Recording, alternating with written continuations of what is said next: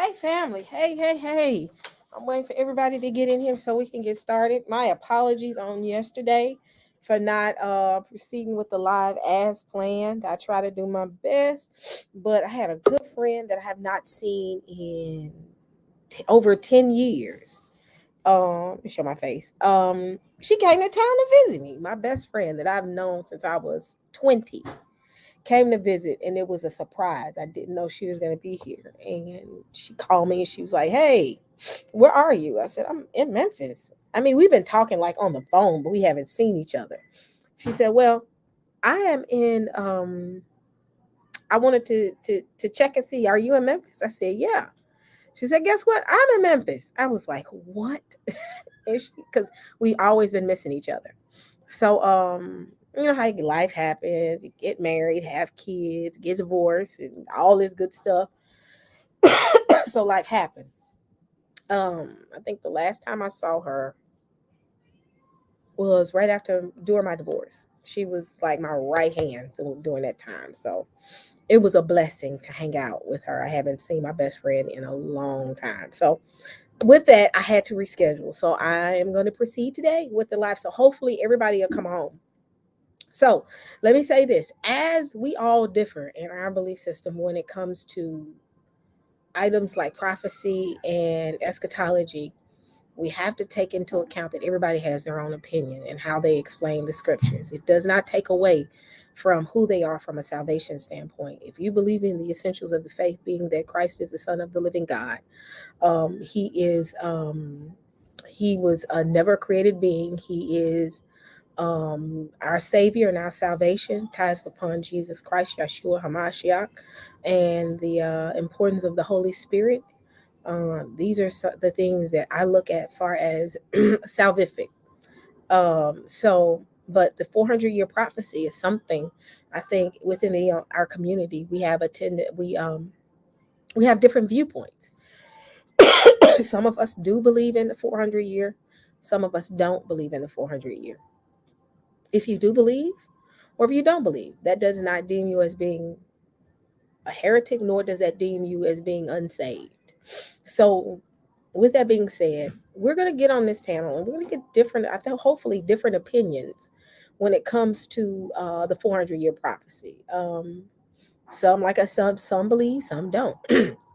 Where I would say is let's be respectful and let's exercise what our Savior said we need to do, love one another, and let's agree or disagree lovingly. So with that being said, again, a few people are late, and we'll proceed. But again, if you believe, if you don't believe, that is not a salvific thing, and be at peace where you are and ask for more understanding. And if anyone ever questions your salvation because you believe in the 400 or you don't, um, pray for them and move on. But again, this is something that I feel that we need to discuss as a community, and we needed to be mature about it. Like I said, some of us agree, some of us disagree. That's fine. Um, but the thing is, disagree in love. Ultimately, I think all of us come together and say, we're all saying the same thing: our Savior's coming, and we're looking for our Messiah's second coming. And as long as you believe there's a second coming, this is his second coming and not his first. That's another thing. Believe that this is his second coming. If we know that he's coming, if it be by way of whatever way, um, um, um, let that be what it is. Again, we do not. I don't subscribe to, and I guess the people on the panel don't subscribe that after the 400 years, Christ is coming. We don't subscribe to that. A lot of us subscribe, even myself, that after the 400 years are completed, we're going to see judgment in the land, like in the days of Egypt. Moses did not um, take the Israelites into to the promised land until, or to the wilderness, rather until after the judgments happened and the Israelites saw it. So a lot of us believe that it's not a thing of after the 400 years Jesus is going to crack the sky. No, I believe and others believe that after the 400 years we'll see judgment on the land.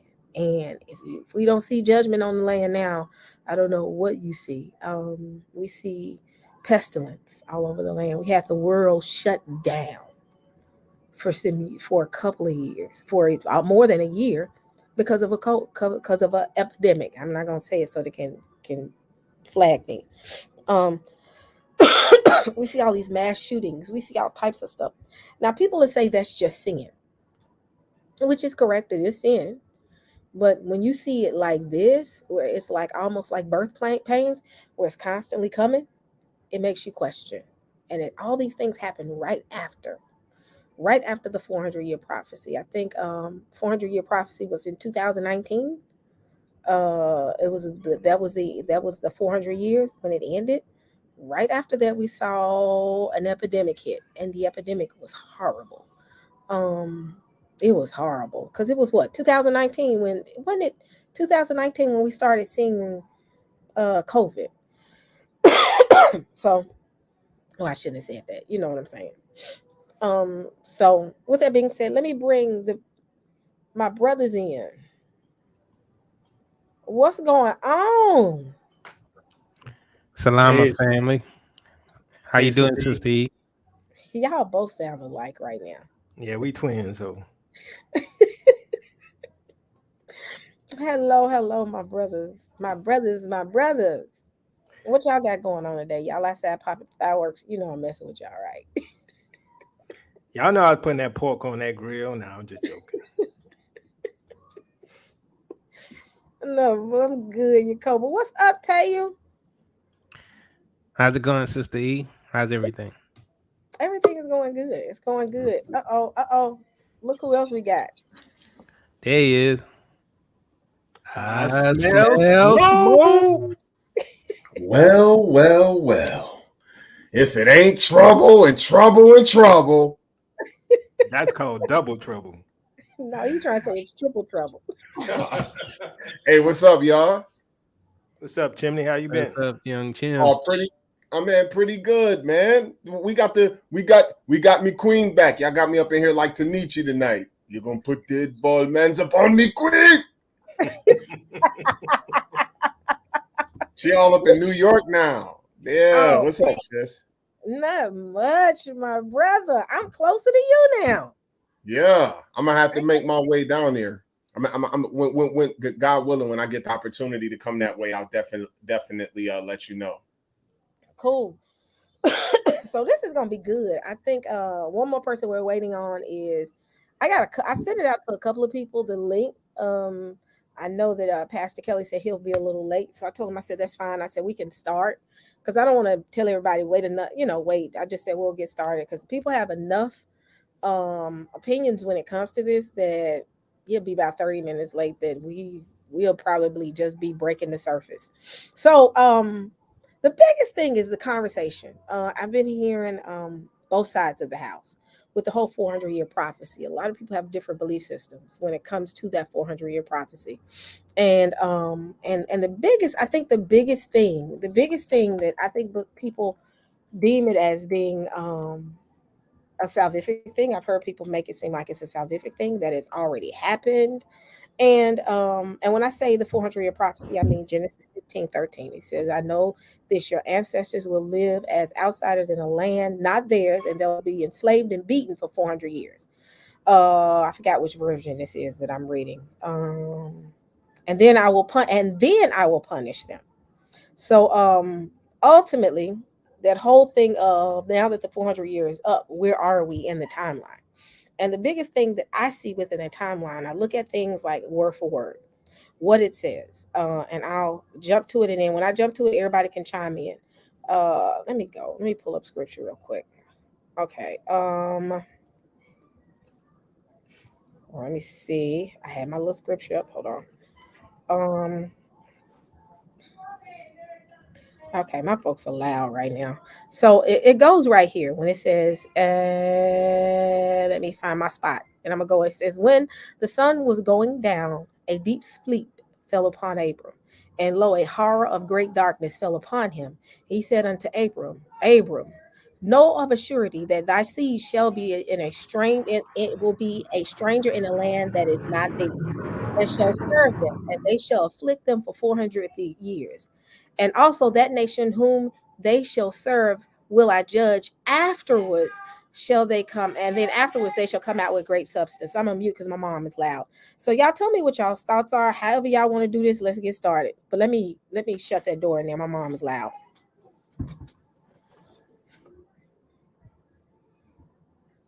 Oh, Sister E is back home with the family. Oh She down yeah. south. So who want to chime in? I think that's the biggest thing with that 400 year, and everybody's silent. Well, Um, I don't mind. I don't mind running my trap first, putting my 9 cent in. I never have 2 cents. Never have 2 cents. Okay. Hey, first of all, salute to everybody. It's been a minute since I've been on Sister E platform. I know I came on a week or two ago on the late night y'all were on, and I just happened to come in to say hi. But um, I really I guess when I look at the text, just so everyone knows the stance or the side of the discussion that I'm coming from. I used to hold to the 400-year prophecy narrative that's popular among some of the brethren. And it's not personal for me because I've only been involved with some of you through the internet for the last 2 years. But I have brethren who I love to life. I'm talking about guys I got baptized with that still hold that view. So our discussions, in my opinion, or others who might see it like me versus what some of my brethren see, this has been a long time thing. So I just want everyone to know, if I never had this conversation here, I already have an opinion because it comes from face-to-face brotherhood and fellowship going back to 2005. 2004, I was having this discussion with Ox. All right. So I'll say this.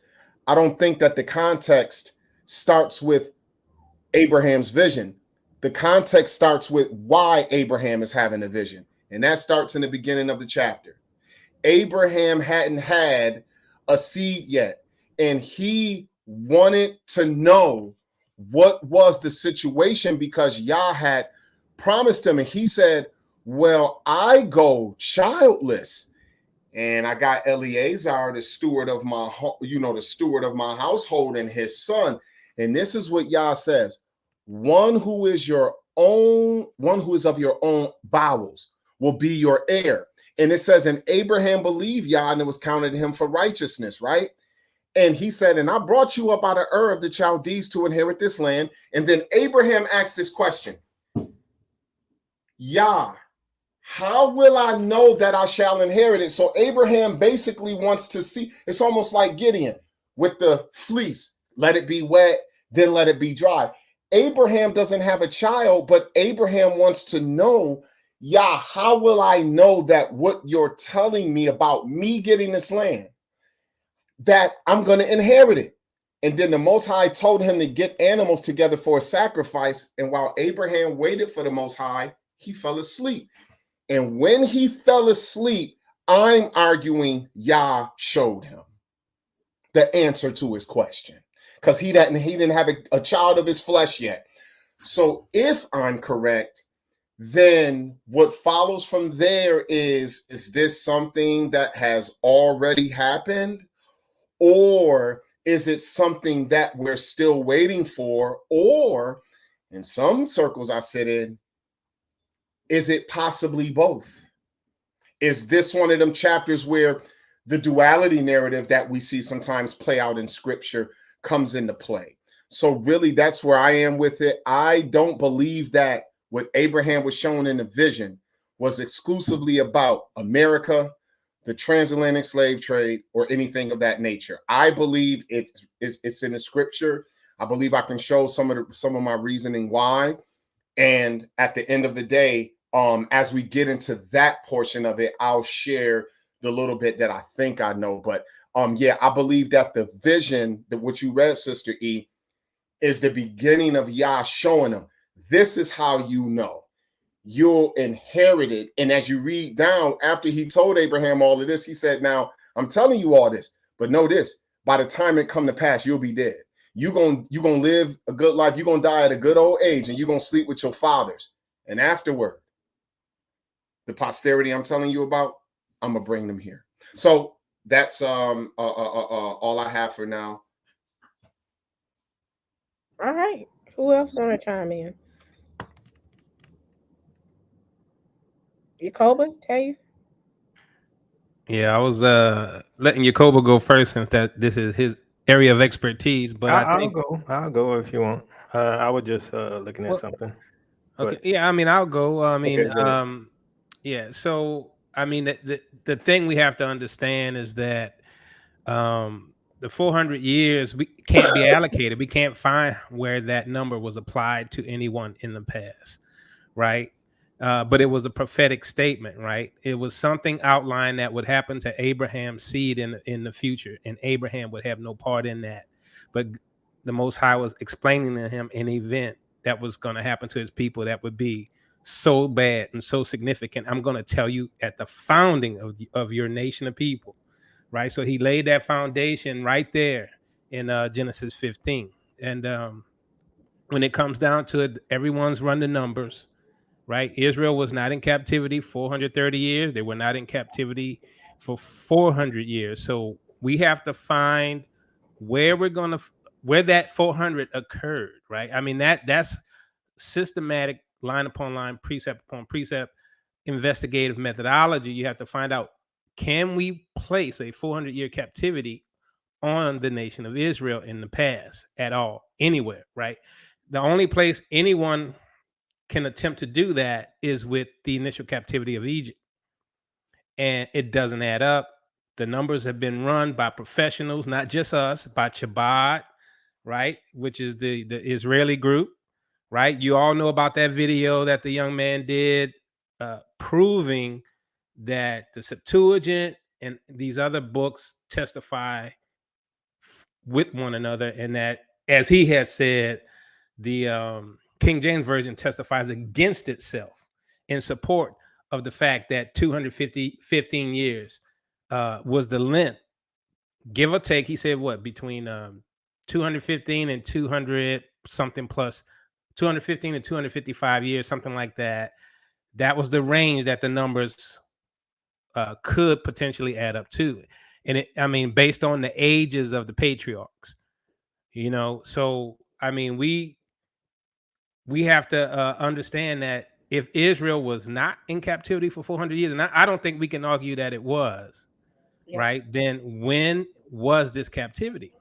So I'll start off there and pass it to Minister Yacoba. Minister Yo, before he go, I got one question to ask, and then Yakoba, you chime in. Well, go ahead, chime in. I'll wait. I'll wait. I'll wait. Go ahead and start. And let me say, Mike Harris, you keep typing, read the rest of the chapter. Thank you so much. But can you not keep typing that? So you can carry on with the conversation, but it's a bit of a distraction right now. So go ahead, Yakoba. Yeah, so I mean, ditto on what Minister Teu said. Basically, you cannot find a 400-year captivity anywhere else in the scriptures. Also, you have to use the Bible as a story, right? The Bible tells a story about God and about his chosen people, and that his chosen people would be cursed and go into captivity, right? Now, they've gone into captivity several times. Now, no one can tie, as Minister Teu was saying, no one can tie the Egyptian captivity to a 400-year captivity at all. You can't do it in the scriptures. You add up the time of Jacob and them when they went into Egypt, and when Moses was born, and the time that they leave, you're not even close to 400 years. It's impossible. You can't do it. So if that's the case, then what time frame are we talking about? What captivity was this other than the transatlantic slave trade?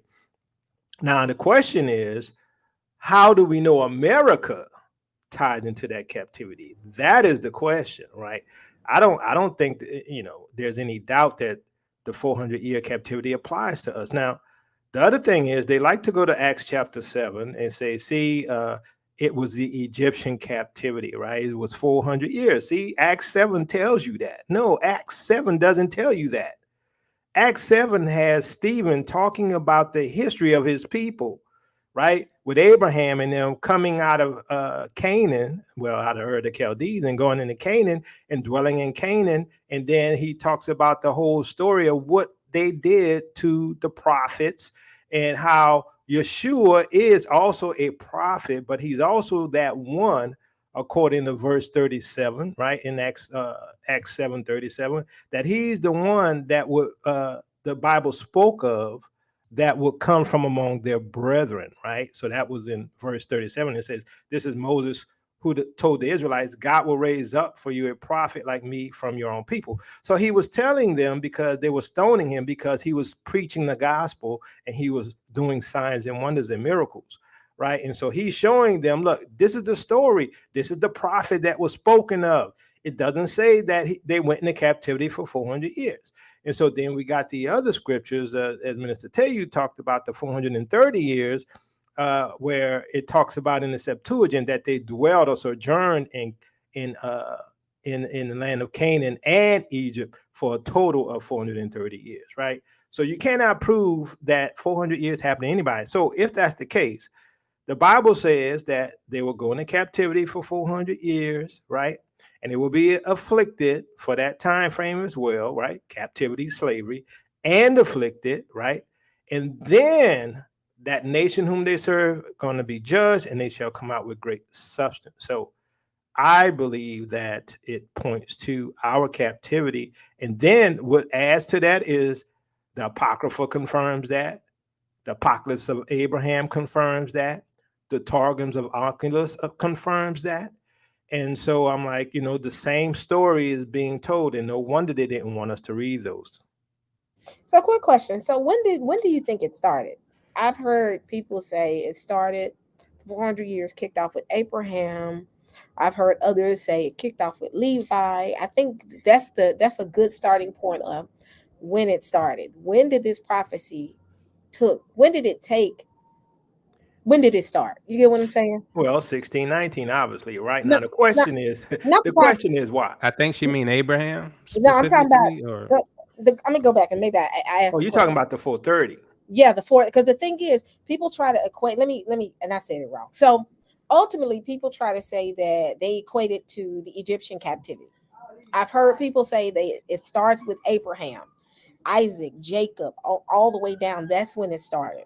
I've heard people say that the Egyptian captivity actually started at Levi. The reason I'm asking this is because if How you can you count, say that? But anyway, I'm sorry. yeah, you get what I'm saying. They saying that the 400-year prophecy started with Abraham. Some say it started with Levi. yeah, some of them tried to start it with Isaac, right? I've heard that too, Yep, and I mean you can't do that because the judgment was on the nation of Israel, which had not existed at the time of correct. Abraham, right? So you can't start the countdown before the nation existed, Correct. And right? when you're right, and when you get started, and then when you do that countdown, where they fall short is because I think it's four sons. I think it's what? Because it's and I wrote it down so I wouldn't forget. You have Levi, Kohith, and I'm saying it wrong, Amram, and then Moses. Am I correct? Is that the lineup, correct? Is that you're talking about the lineage of Moses. yeah, mm-hmm. Because it's what? Because if it started at Levi, and you're gonna see where I'm going with this. If it started at Levi, and let's say it did start at Levi, if we went their route, that's still not 400 years. You get what I'm saying? Does that make sense? What I'm saying? Because even if they said it started with Levi, and the curse started with the nation of Israel, then the 400 years still don't add up. And I said this a while back because when I read it, I said that doesn't make sense because each son, that means that each son had a child at his deathbed and then another child came. You get what I'm saying? Does that make sense? Yeah, absolutely, yeah. And I Yeah, know, I mean the son wasn't born at the time of the dad's death, yes, right? that Right. doesn't So make sense. right. That right there, I'm sitting there like, so how is it when you look at that timeline based off of from Levi down to Moses? There's a break in that timeline, an interruption in that timeline line to say, well, Levi was born at this date, but bam, when Levi turned 30, he had his first son. And I'm just doing this just for the sake of. Then from there, the timeline is overlap. It's too much overlap there, and it's still not going to be 400. It's going to be almost 200 years when you go from Levi down to Moses. That's my whole point.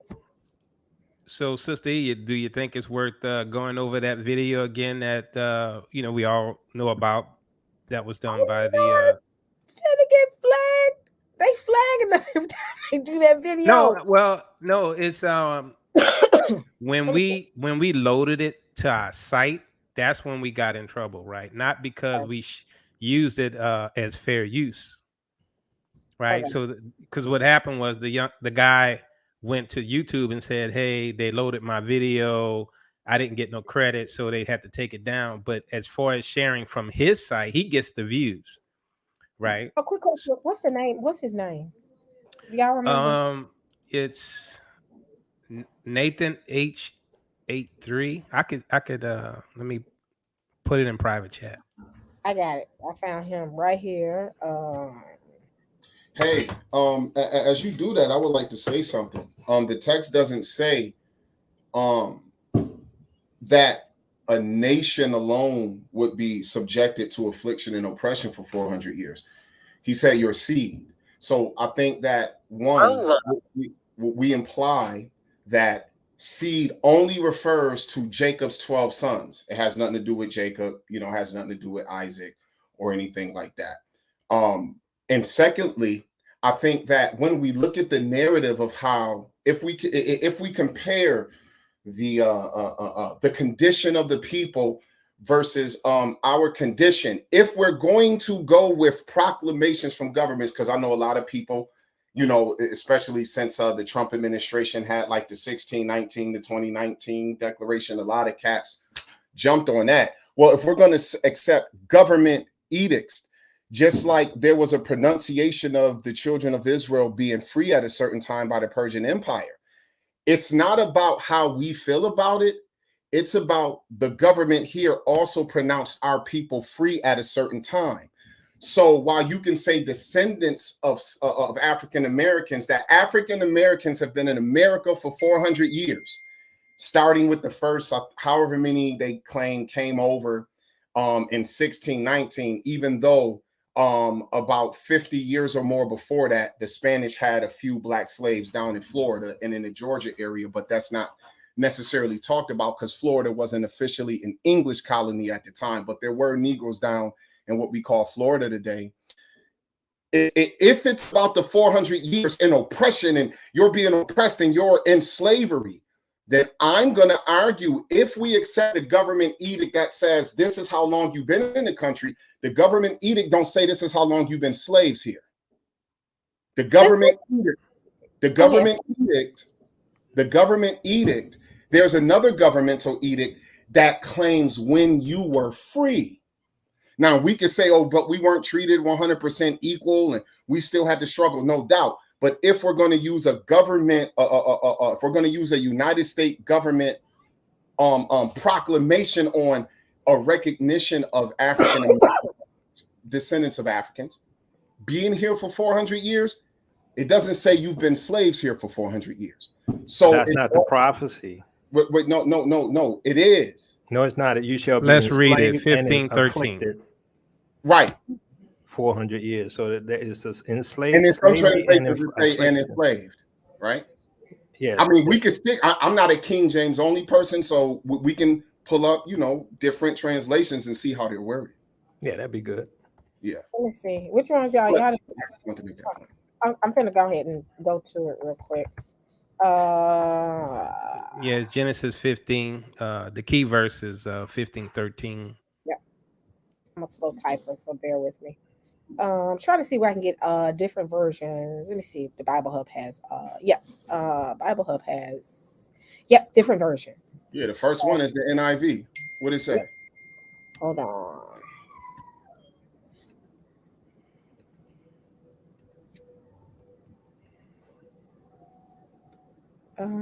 Here we go. All right. So right here, I think the NIV says, "Then the Lord said to him, know for certain that for 400 years your descendants will be strangers in a country not their own, and that they will be enslaved and mistreated there." The ESV says, "Then the Lord said to Abram, know for certain that your offspring will be sojourners in a land that is not theirs, and will be servants there, and they will be afflicted for 400 years." Go down to another version. Okay, so Amplified Bible. God said to Abraham, know for sure that your descendants will be strangers. It says living temporarily in a land. Somebody put Egypt right here. That is not theirs, and where they will be enslaved and oppressed for 400 years. Um, any version we want to go through real quick?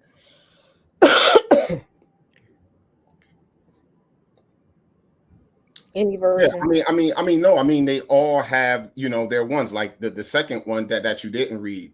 Oh, I'm Um, sorry. you Oh, I'm know, sorry. I didn't mean to do that. That wasn't no, purposely. it's all good. No, I'm just saying the translations, and these are more modern ones. The King James isn't better than them. Yeah, Um, you can be sure that your descendants will be strangers in a foreign land where they will be oppressed as slaves for 400 years. 100 years. Yeah. So it's all about one, the translations that brethren choose to use, and Well, then that's, I'm sorry. Go ahead. I'm sorry. and then secondly, how you're reading the interpretation, and of course, how did the ancients look at the 400 years? Because if we could bring up the fact that ancients, like he mentioned Acts 7, and I heard the way the brother explained it, I don't agree with his explanation of it. If there are ancient sources that give a context of any hint that the Israelite, like in the time of Christ, what would they have been taught? Would they have been taught that the 400 years had happened? That's important, because if they had, maybe they got it wrong. But if we can show that in their time, there were those who believed that the 400 years pointed to what happened to them in Kemet and all of that, then that at least has to be put on the table. And it's as valid, as it's as valid a claim that, well, it's some of our forefathers who thought it already happened, whether we agree or not, versus those of us who might say, well, no, maybe they had it wrong and things have happened past then, and we think this is a more accurate explanation for the 400 years. Well, I like to add, I mean, all those 99% of those verses said mistreated and afflicted or oppressed, separate from slavery. So it outlined that not only would you be enslaved, but you will be oppressed, you would be afflicted, you would be mistreated, right? And so they use the conjunction and. So let's assume that those are the proper translations, because most of them do apply that conjunction. If that's the case, then that is something additional. Not that would happen to Israel. It doesn't have to be. I'm saying, as far as that text goes, you can see that you can say, okay, well, because some people say we're not enslaved today. I beg to differ, but if we go by that we're not enslaved today, then we definitely oppressed and afflicted. We have our brother in Ohio got 60 bullets in his back the other day. So I mean, this kind of thing continues to happen to our people, right? Where they treat us like non-human. So I mean, we are oppressed, we are afflicted, right? By this nation, right? So if we choose to read it that way, if we choose to read it that, hey, we're not enslaved anymore. We got over 2 million brothers in prison, falsely accused, serving the nation against their will. That was more slaves than they had during the transatlantic slave trade. So I would say, as a people, our men are still enslaved. Our women are oppressed. I mean, it still fits. Sister E, I put a link in the private chat. Can you bring that up, please?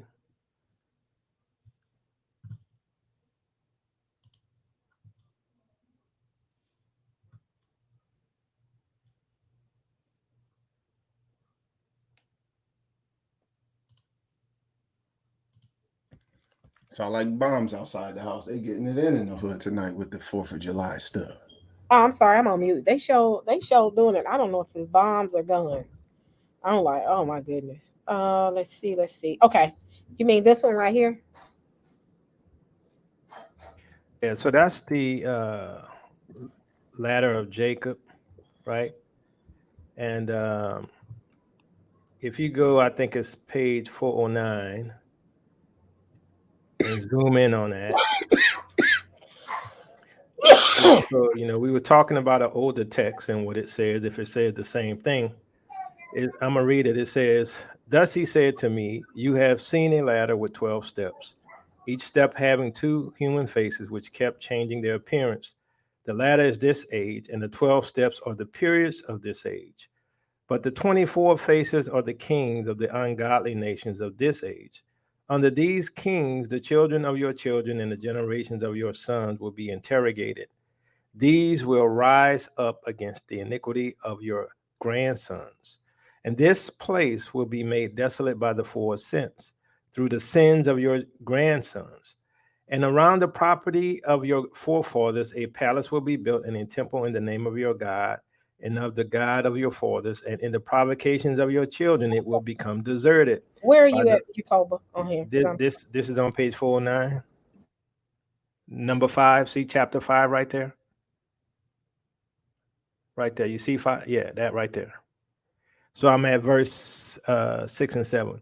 These will rise up against the iniquity of your grandsons, and this place will be made desolate by the four sins. Through the sins of your grandsons, and around the property of your forefathers, a palace will be built, a temple in the name of your God and of the God of your fathers, and the provocations of your children, it will become deserted by the four sins of this age. For you saw the first 4 busts, which were striking against the steps, angels ascending and descending, and the busts amid the steps. The Most High will raise up kings from the grandsons of your brother Esau, and they will receive all the nobles of the tribes of the earth, who will have maltreated your seed. And they will be delivered into his hands, and he will be vexed by them, and he will hold them by force and rule over them, and they will not be able to oppose him until the day when his thought will go out against them to serve the idols and to offer sacrifices of the dead. He will do violence to all those in his kingdom who will be revealed in such guilt, both the highest from your tribe.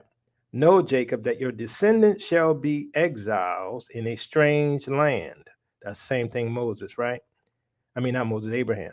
And they will afflict them with slavery and inflict wounds, right, on them every day. But the Lord will judge the people for whom they slave.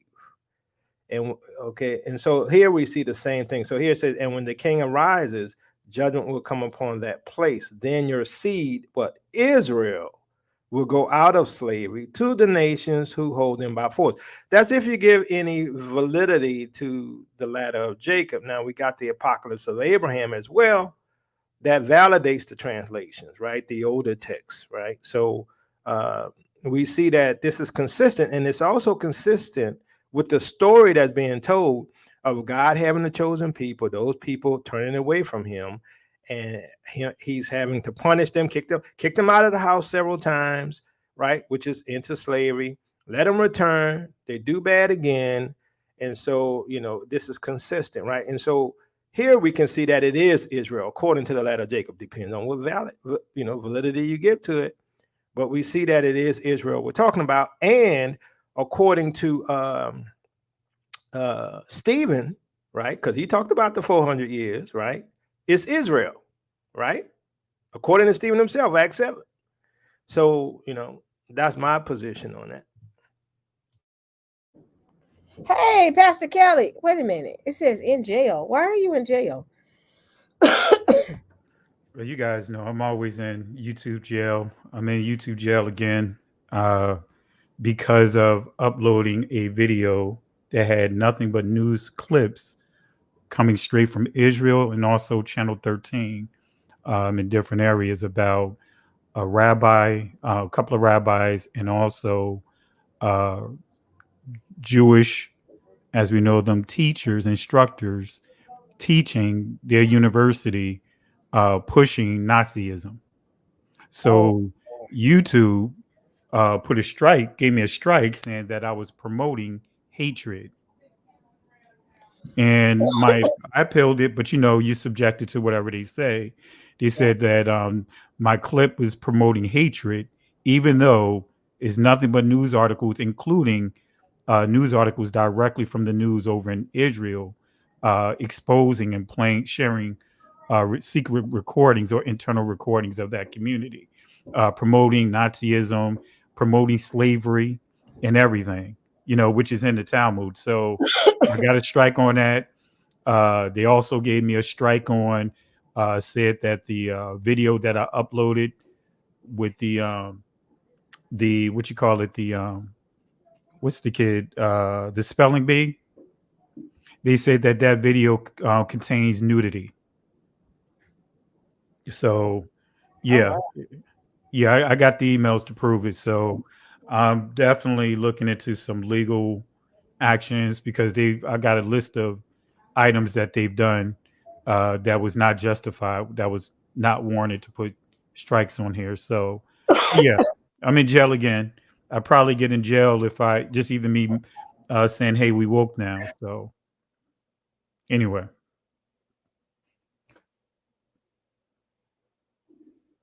Well, welcome, Pastor Kelly. Hopefully, you'll be able to break out soon. But I think with the conversation we've been having, it's we're getting different viewpoints of the 400-year prophecy, and I know Yacoba finished off on his the writings that he just talked about, and he talked about how older um, other books speak of the 400-year prophecy. But I guess I want to know what your spin on it is, as far as the 400-year prophecy, because you've always said the way I look at it, it's going to be a little bit.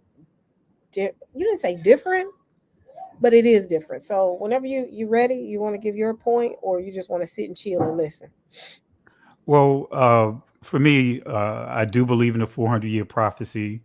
Again, for me, my position is when did that 400-year prophecy begin? Because many are try to go to Stephen, but we know the Septuagint makes it clear that Israel, and we all know historically, Israel was not in Egypt for 400 years. It was in Egypt for 215 years. When does it start? Did it start uh, in Abraham's generation, like many would calculate from Abraham's son and moving forward? Even that, still there's discrepancies in that in itself. Paul talks about, he mentions 430 years, right? There is a 430-year prophecy that Ezekiel talks about, right? But it's a 430-year prophecy. So uh, for me, is the key to the prophecy is the United States, right? When we study the book of Daniel, and I have my slide presentation, I can share it if you want to bring it up here, and I can give visuals, to what I'm speaking on. Let me pull it Okay. up here.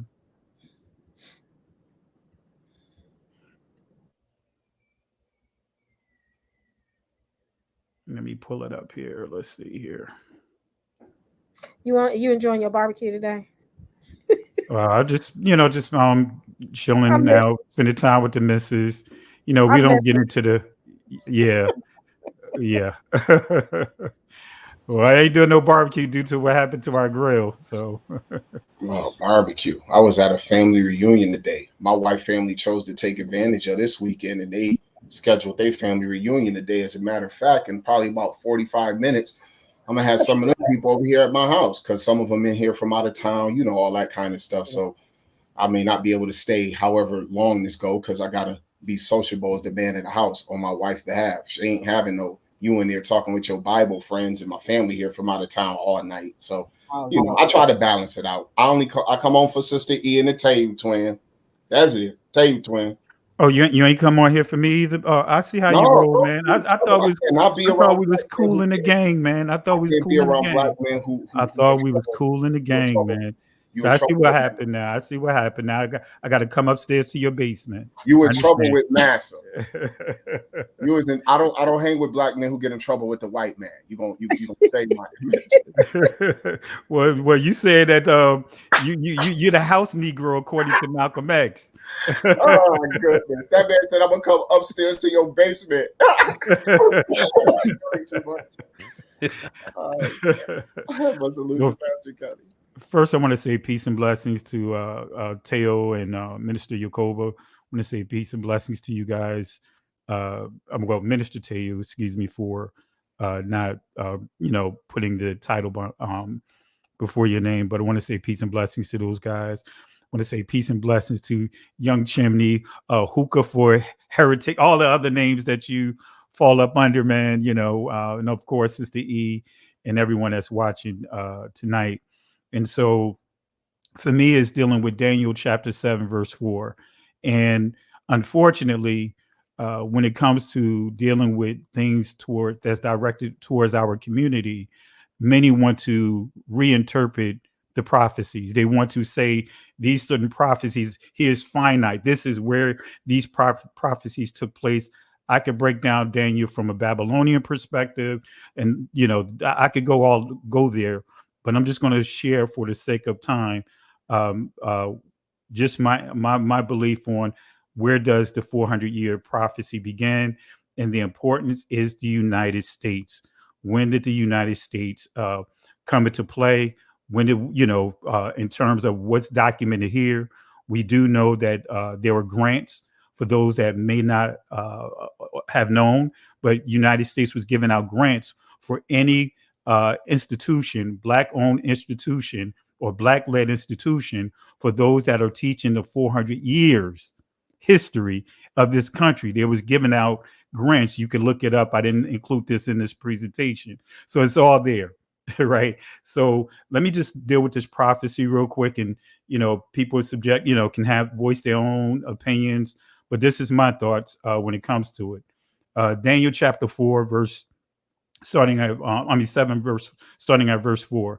It says, the first was like a lion and had eagle's wings. I beheld till the wings thereof were plucked, and it was lifted up from the earth and made to stand upon the feet as a man, and a man's heart was given to it. Now, I want to make this clear because many are trying to, especially those that's trying to oppose this, some of the Black Judases that are out there trying to throw a monkey wrench in this awakening. They'll try to go here and say, hey, slavery, the transatlantic world war began in 1452. So how does that line up with the 400-year prophecy? The key is the development of the United States, right? Because here we see the different the prophecies, especially when we're dealing with these beasts here. In this prophecy, these beasts represent kingdoms. And then when you see, for example, just for those that are not familiar with how to approach prophecy, when you see horns, right? Let's just say 10 horns, that is dealing with a system, right? A system. And then number 10 also, that's the 10th letter of the Hebrew Aleph Bayat, or Aleph Bet, some would refer to that the 10th letter is redemption, all right? Outstretched arms. And we see when you're dealing with a lot of these institutions that are trying to bring salvation to our people, guess what? This is the prophecy right here. That the letter, the Yod, the 10th letter refers to salvation. Outstretched arms is the pictograph.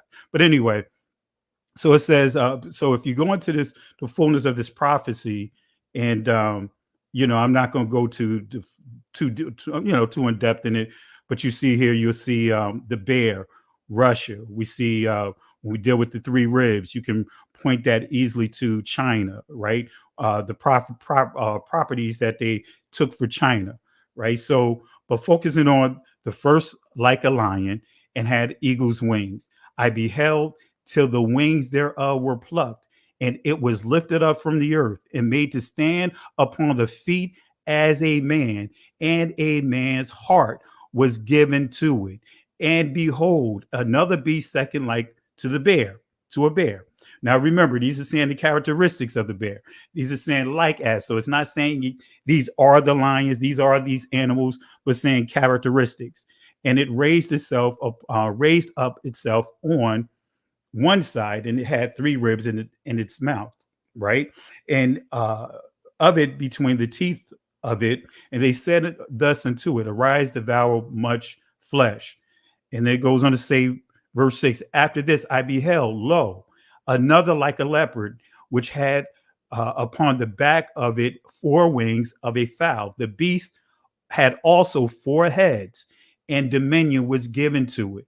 So the first was like a lion, right? Can be interpreted, right? Many would interpret this as the Babylonian Empire and its rapid expansion, right? But we can also actually see this prophecy being more of a futuristic prophecy pertaining to the current era that we live in.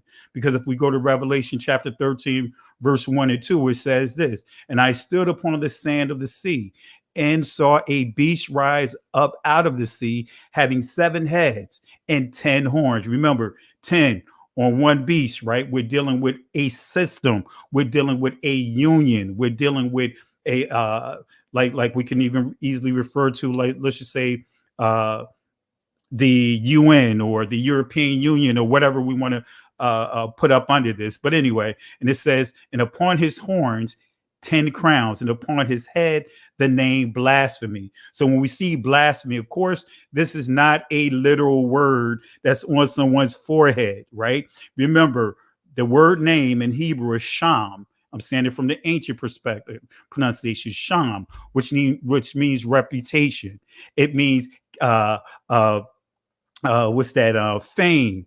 It means glory, right? So but the key is reputation. It could be a literal name, but many cases where you see it, we're dealing with the reputation. So the reputation of blasphemy, not saying this is the literal word blasphemy written on the head, but this is telling us the spirit, right? The reputation of this beast and the system that is that comes with the territory of this particular the attributes of this particular beast. All right. So verse 2, and the beast which I saw was like unto a leopard, and his feet were as the feet of a bear, and his mouth as the mouth of a lion. And the dragon gave him his power and his seat and great authority. So we see that the connection between this and Daniel. So we're not dealing with the Babylonians. So I want to just make that clear. This right here makes it clear that we're not dealing with the Babylonian the rise of the Babylonians. So here it says a beast rise out of the sea, right? So when we start looking at here, I'm not going to read this article. When I did a in-depth commentary on the book of Revelation, this is one of the things I brought out as far as how Vikings were they explored America well before Christopher Columbus. We already know Mansa Musa had Israelites coming here, and not getting into all of that. But we see here Christopher Columbus, Vikings were already setting foot on this territory. But the key that I want to highlight is the fact that the dragon, when we look at the dragon, right, in Norse mythology, we see here, right, Yomagon, right, or your Mungan, which is the serpent. Midgar is a snake, right? So we see that they specialize in traveling the waters. So that's why I put all of that up here. But when we look at the leopard, Germany, right? When you look at 4 heads, that represents the rise and fall of Germany, the Reichs of Germany. So this is coming from a source here, April 9th, 1984, right? Newsweek referring to Germany as being the leopard, right? Comparing Germany to the leopard, right? So dominion was given to the leopard. The quote is, since the time of Charlemagne, the area that is now Germany has been the pivot of European history. In the past 120 years, the Germans have dominated Europe intellectually, industrially, and militarily. Dominion was given to the leopard. Then when we look at Russia, the feet of the bear, right? As I pointed out, this is just an image from Time magazine, when it refers to Russia as being the bear. Then it says it says his mouth as the mouth of a lion. The key is, right, when we see that, now we're dealing with language. Mouth as the mouth of the lion, right? This is just England. We all know UK, right? That's the lion is their national symbol, right? But the key is the language, the English language. The English language is is pretty much the trade language or the lingua franca of the world. You cannot, function as a nation if you do not have English as a secondary language. Other countries, they make sure that English is something that you have to learn in school. Now here, this is the natural language because we're born here. So it's not a struggle for us. So fast forwarding here, right? So the lion is the symbol of the United Kingdom, right? So like a lion, and had eagle's wings till the wings were plucked and made stand upon the feet as a man. This is the birth of the United States, right? We know that Uncle Sam is going back here, right? Made stand upon the feet as a man, right? So Uncle Sam, we know that when we look at the lion, as I just pointed out, Britain, UK, right? Once the wings, the eagle's wings separated, guess what? We're looking at how the United States broke away from Great Britain. I mean, it's documented. So this is just giving some information on that. I'm not getting into all of this, but just giving you some information about the United States as far as the nickname Uncle Sam. So this is just giving you some information on that. I'm not going to read this for the sake of time. So the United States did not officially declare its independence until 1776, but we know that the establishment of this country is what's key.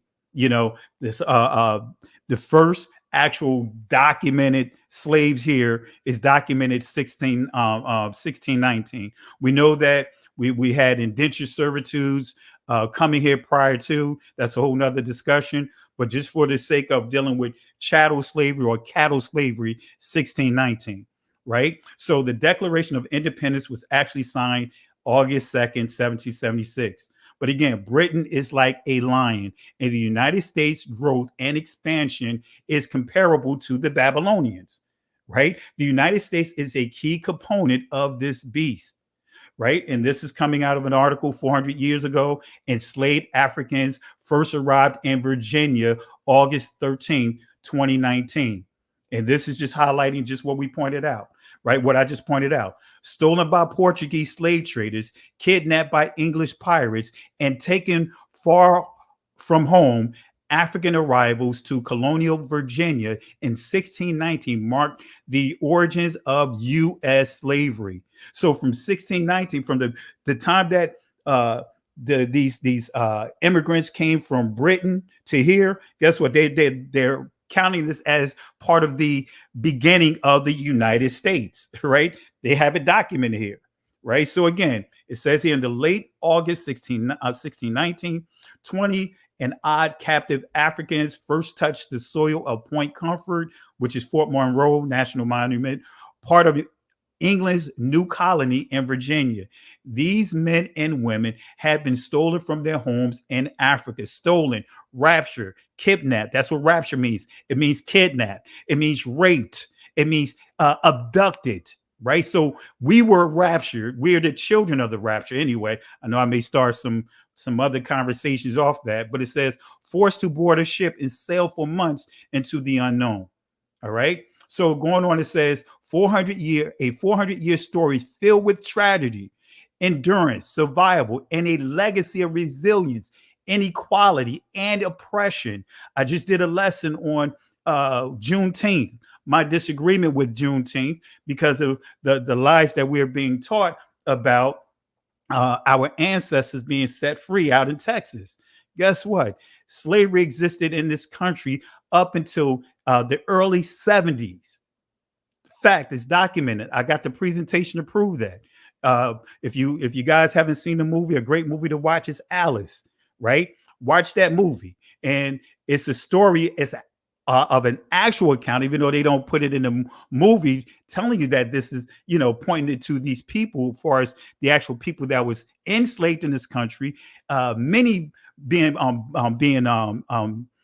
made to believe that they are living in the colonial times. I mean, documented, down in the South, Georgia, Louisiana, Mississippi, going right across the board, that they were still living as if they were 200 and 300 years ago, right? Back in time.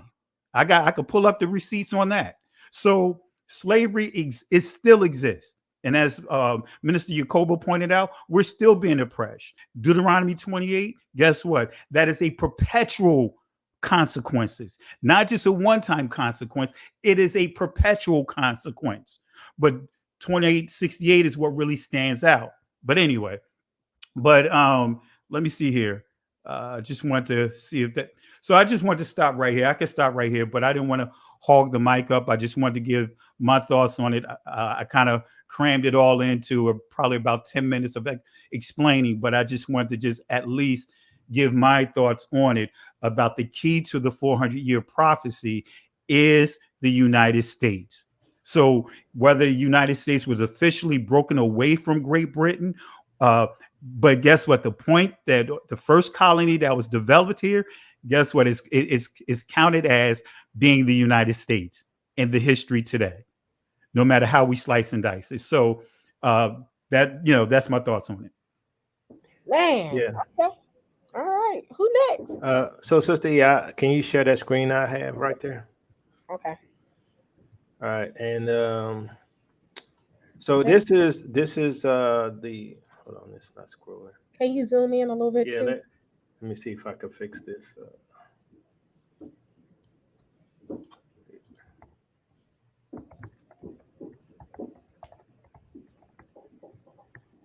Can you enlarge that screen, Sister E, on your end? Only noise I hear is Beirut in the background, so I'm gonna No, mute I was myself. saying, can you enlarge this on your end? Because Because it's on your computer screen. Now, if you send me the link, I can share it, but it's because hold on, you're. let me see. Okay, I think this is Well, better. I Is that think, better? but yeah, Sister E, I think you could widen it where you exclude us on the left side, right? Make it. Okay, that way. Yeah. Okay, let's see. Okay. All right, so this is from the Targums of Onkelos, right? And it says, sun was going down to set, a sleep profound and sweet fell upon Abram. And behold, Abram saw four kingdoms which should arise to bring his sons into subjection. Now, tie that back to the Daniel statue, right? And terror, the greatness of darkness fell upon him. Terror, that is Babel. If you Google, you'll find out that Babel can represent Babylon, right? Darkness, that is Media, right? Medes and Persians, right? Greatness, which is Greece, right? The belly and thighs, right? Fell, that is Edom, which is Rome. That fourth kingdom, which is to fall and never to rise again forever and ever. Now, remember when I read the ladder of Jacob, the ladder of Jacob said that Esau would be the ones to enslave us, right? And so it says, and behold, the sun went to set, and there was darkness, and Abram beheld till the seats were arrayed and the throne set forth. And lo, Gehenna, which was prepared for the wicked in the Gehenna, I guess that's what that is, which was prepared for the wicked in the world to come, enveloped in burning flakes and flames of fire, into which the wicked had fallen, when in their lives they rebelled against the law, while the just who had kept it had been delivered from affliction. See, remember, it was slavery and affliction. And all were seen by Abram while he passed between those divisions. And so look at also the ladder of Jacob, right? Like I was saying, it was talking about this same thing, talking about the enslavement of Israel, talking about that Esau would be the one to enslave them, which is the Western nations, right? Which is France, Portugal, Spain, the Vatican, the United States, right? And so in terms of the 400-year timeline, it's not coincidence that we are, we celebrated our quote unquote under Trump administration, which is HR 12, whatever it is, HR 12. What is it? Let me pull it up. It's 1419. I think it's 14. Hold on. HR 12. HR 1242. So we celebrated that for 400 years. They recognize our existence within this country for 400 years, being enslaved for over 200, right? And the rest still enslaved and inflicted, right? So the story lines up with what we're seeing today, right? Everything lines up. And so, like I said, even in the ladder of Jacob, it says that Israel is the one that would be enslaved, right? And in what we call canon, we can see in the canonical books that Israel was the nation that would continuously go in and out of slavery. And that Bible is about who? Israel, the covenant people. So therefore, we already know that Abraham's descendants that we're talking about is the covenant people, right? So, because that's the ones who would dwell in the land. That's who the covenant was with. That's who it was given. That's who would be kicked out of the land. So, I mean, there's untold proof that the 400-year prophecy is accurate. And not only that, and just to sum it up, Yakoba, can you read section 3 just to your point? Because this is what I was made reference to, just so that people can hear exactly what it says. okay, you say section 3? Yeah, where it says this Okay, bill this is bill. Yeah. Okay, this bill establishes the 400 Years of African American History Commission to develop and carry out activities throughout the United States to commemorate the 400th anniversary of the arrival of Africans in the English colonies at Point Comfort, Virginia in 1619.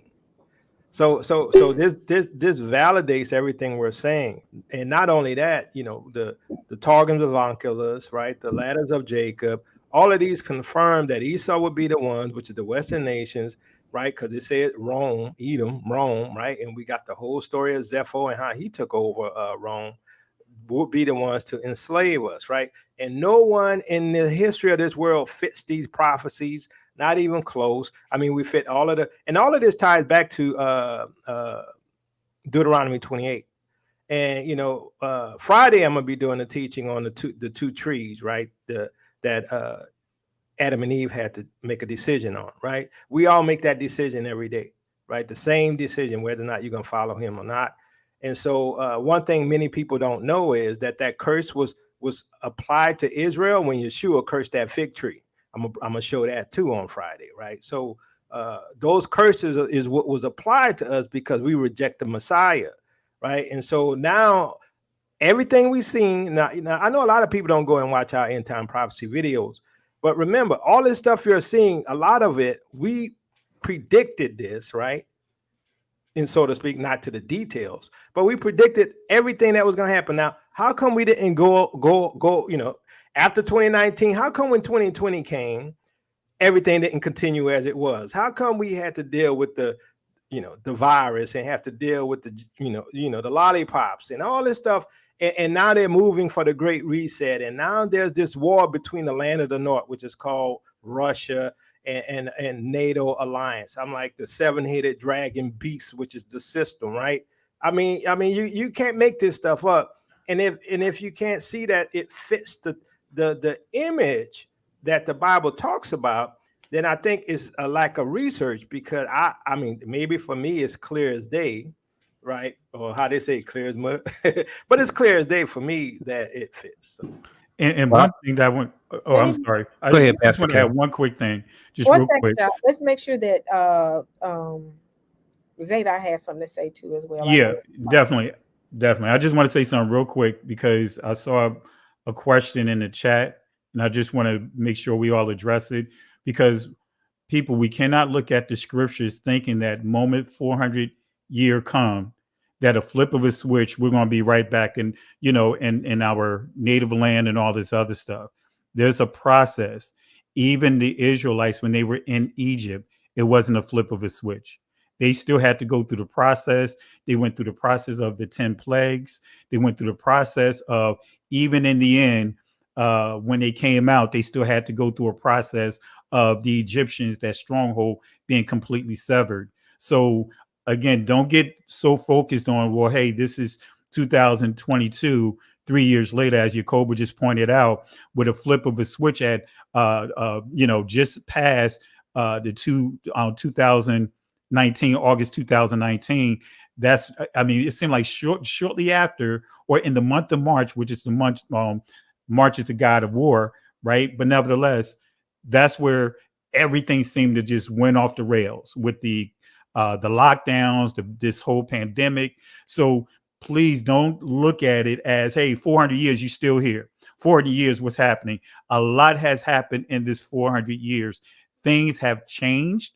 Things have shifted economically, as well as how things are functioning, not just in this country, but around the world, including religious systems. So I just thought I'd put that out there, and everyone else can kind of elaborate on that as well. But I just thought I'd put that to rest, because many people are just looking at it as, hey, it's 400 years, why are we still here? There's a process to everything. And you cannot look at the Egyptian captivity that we were brought out from that is going to be identical to that. All right. So I'll turn it back over to you guys. Hey, I appreciate the opportunity. I got family starting to come, people knocking on my doggone door. I'm like, hey, get away from my door. But yeah, I have to go soon. But what I want to say is this. Like I said, I come from the school I come from. You know, I got my name Zadok Ben Israel in 1996. And that was after brethren were reading the scriptures together, and we ran into Isaiah 44. And, you know, the Lord pouring that water on dry ground, and all of a sudden individuals would start to call themselves by the name of Jacob. Some would name themselves after Israel. Some would scribe with their pens unto the Lord. And so in 1996 is when my bros gave me the name Zadok. And in that time period, for probably about a 10-year run up to about 2006, 07, I held a similar view, and I don't hold that view no more. And I'm Sister E, if you could, I want to share my screen. Two things. I like what Pastor Kelly just said, because because that has to be said, because if we're going to get literal about 400 years, I'm arguing Israel, we ain't been slaves here for 400 years. That's my opinion. Now, maybe we, you know, hey, we're still oppressed and this, that, and the third. And some people agree and some don't. And that's facts. We're not a monolith here. Quick question, Chimney, I want to finish my thought. I just have a quick question for you, if you don't mind. Can we stay on what the scriptures say, that it's enslavement and affliction 400 years, not just enslavement? Because I think that causes confusion, right? Well, yeah. No, that's fine. And this is the thing. We know that in antiquity, many Israelites believe the 400 years applied to what happened with Moses in them. Even Josephus claims that that's what happened. And he's from the house of Kohath, of the tribe of Levi, from the same family John the Baptist from. So you're right. I want to say this. The concept of 1619 to 2019, and like Pastor Kelly said, we're 3 years removed from that. So now when people start asking questions, brethren have to have answers. It's interesting, some of the answers about the Amorites and this, that, and the third. And I heard one brother say, well, there are two different prophecies. That, you know, that's an interesting take on it as well. Because we know that when the children of Israel came out of Egypt, the first territory they took that went to Manasseh, Reuben, and Gad was the territory that belonged to Og and Sihon, the great giant kings of the Amorites. Them were the first wars Israel fought before they never even got to go into Canaan for 40 years. But what did they take in their first 2 years out of Egypt? Literally coming back to the land where Abraham was, they got to take territory from the Amorites. And then 40 years later, when they went in with Joshua, according to the book of Joshua, the first people they started to fight on that side of Jordan were the Amorites as well. So it's interesting, some of the things that played out with the nation of Israel in their fourth generation, they shall come hither and stuff like that. But I want to say this. Yes, the children of the 430 years, to get caught up in that and then explain that the 400 years signify this. But if we're here until, if we don't, let's just say we don't leave this place until 2039 or 2049, and that equals 430 years, like we read the children of Israel came out after 430 years.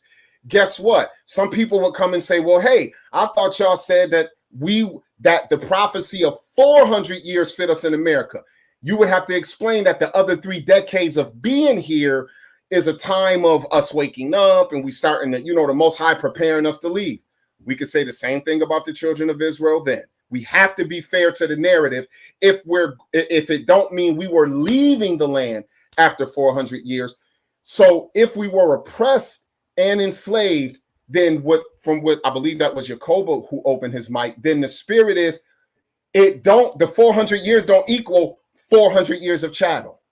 Even if you're not chattel, there could be times where they're still using other methods to just make sure that you don't rise and take over and that you stay, you know, a lower class, or should I say, make sure that you don't become a people who become equal and can become our equal here.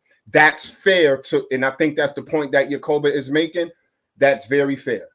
So what I want to say is that in that proclamation of the 400 years, notice carefully, it says it marks the about the African American presence in the English colonies for 400 years. And since English citizens who rebelled are the ones who created the corporation known as the United States of America for the purpose of borrowing money from the European banks after the Revolutionary War, then the United States is the names we use today. But if we want to talk about the 400 years, no one came to the United States in 1619. Some slaves came to Point Comfort, Virginia in 1619. There were only 13 colonies. The United States of America did not exist at the time. The oldest continuing city in the United States of European presence is St. Augustine, Florida, which was founded 60 years or so, almost, or a little less, before the first colonies owned by the Virginia Company of the English. So now if we're going to talk about this land in particular, I want to share my screen right quick. And I'll end, I'll end here because it's clear, that I see it differently. Hey, Sister E, let me know if and when my screen is being shared. I'm about to hit the share effect now. And let me say this. That's why I said at the very beginning, some of us don't agree. And I want to have a panel of some that don't agree and some that agree that can be able to have good, mature conversation. Because we represent the audience. People in the audience have some of the same views that we have. Correct. Right. Okay. Well, I'm just saying that's why I'm enjoying this conversation, because whereas you Zadok don't agree, you have Pastor Kelly, Yakob, and Pastor Kelly that see otherwise. So now real quick, Zadok, just with the Florida, remember Florida was not purchased by the colonies until much later. Florida was owned by Spain at that time. But it's a part of now what I'm saying, but now what I was dealing with the sources that I gave, even though we know that originally the colonies were came in and developed by British, but I'm just going off the history of this country. They point to those colonies as being the United States because now that is the territory of the United States. No, I understand that, Pastor Kelly. I understand that. I'm well versed. The Louisiana Purchase was brought from the French because the French also had a part of what today we call the United States. So I'm being very technical because that 1619 declaration, and then I'll say this: the 20 or so individuals who came to Point Comfort, it is known and it's fact, and I have other sources, but I don't have time to share it all today. There were also free Negroes in Virginia too. I did point that out. That even prior to that, there were indentured servants that came here. It's right before and after. So there was a difference. Chattel, just to your point, chattel versus indentured. I just want to finish making my point, Pastor Kelly. We you got the opportunity to really get it in, and I just want to finish making my point. So I appreciate it. So like I said, if we're pointing to 1619, it is 16. Put it like this: 1619 is not the beginning of people who today you would call so-called Israelites coming to this continent. Now we're being technical with those who basically, after a century or two of struggle, got the foothold, and so they named the country the United States. But there was a purchase made for certain other territories that are a part of this landmass that didn't belong to them, from this French and from the Spanish. You go to Louisiana and other places, that was French power held. So if we're talking about the United States, there is paperwork to show when this place became named the United States of America. Right? It's a foreign corporation born for the purpose of borrowing money. But when them slaves were brought here, them 20 slaves or so in 1619, this place was not called the United States. They would have came to the British colonies. That's just being fair. So I want to show information that proves that you had slaves and free indentured blacks, just like in Virginia, who almost 60 years earlier were in the Spanish territory of what today is called the United States of America. It's only fair because it's supposed to be about your seed being in this land. That's all that's important. I don't care what they call the land. I want to show what is the earliest records we have of Abraham's seed, unless we want to say the people in St. Augustine, Florida. I just want to finish my point. I know. I just want to say, what if we just concede that point? Because we're not in disagreement. But I want to share my information for the Okay, people. all It's right. not really about you, just us. It's also about the people in the audience. Sure, You know, we read sources and all of that. You know, so at the end of the day, I'm great. I'm glad that the brother said, "What if we concede that point?"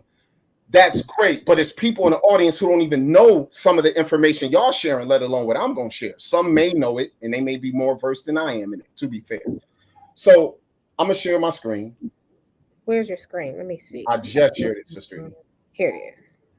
So you know, like Pastor Kelly, he went to an article. I'm stepping away for a second, y'all. Give me some water, so y'all continue on. And he showed some things.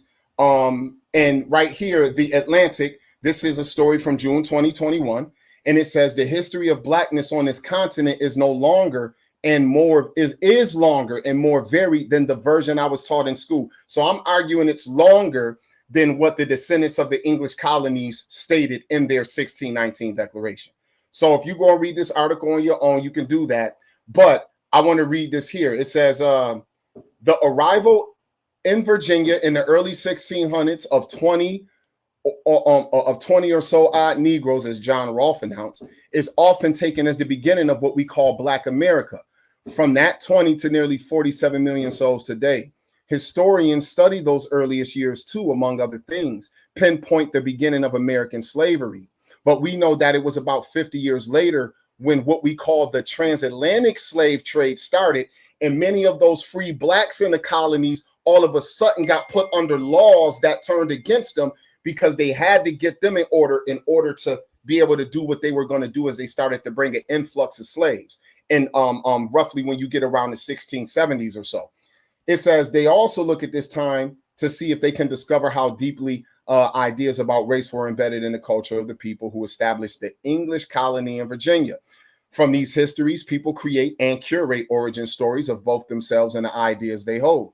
And what these stories leave out, including Estebanico, the period of Spanish exploration and years of Black and indigenous history on the continent, is as important as what they include. And that's my argument.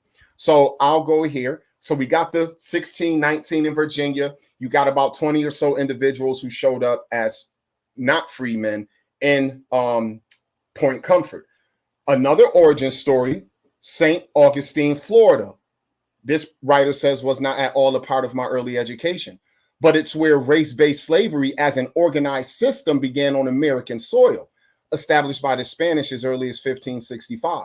Enslaved and free African laborers helped build the settlement and its fortifications. So I'm gonna go over here to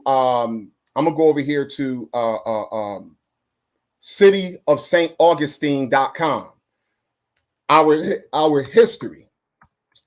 Founded in 1565, St. Augustine is the oldest continuously occupied settlement of European and African American origin in the United States.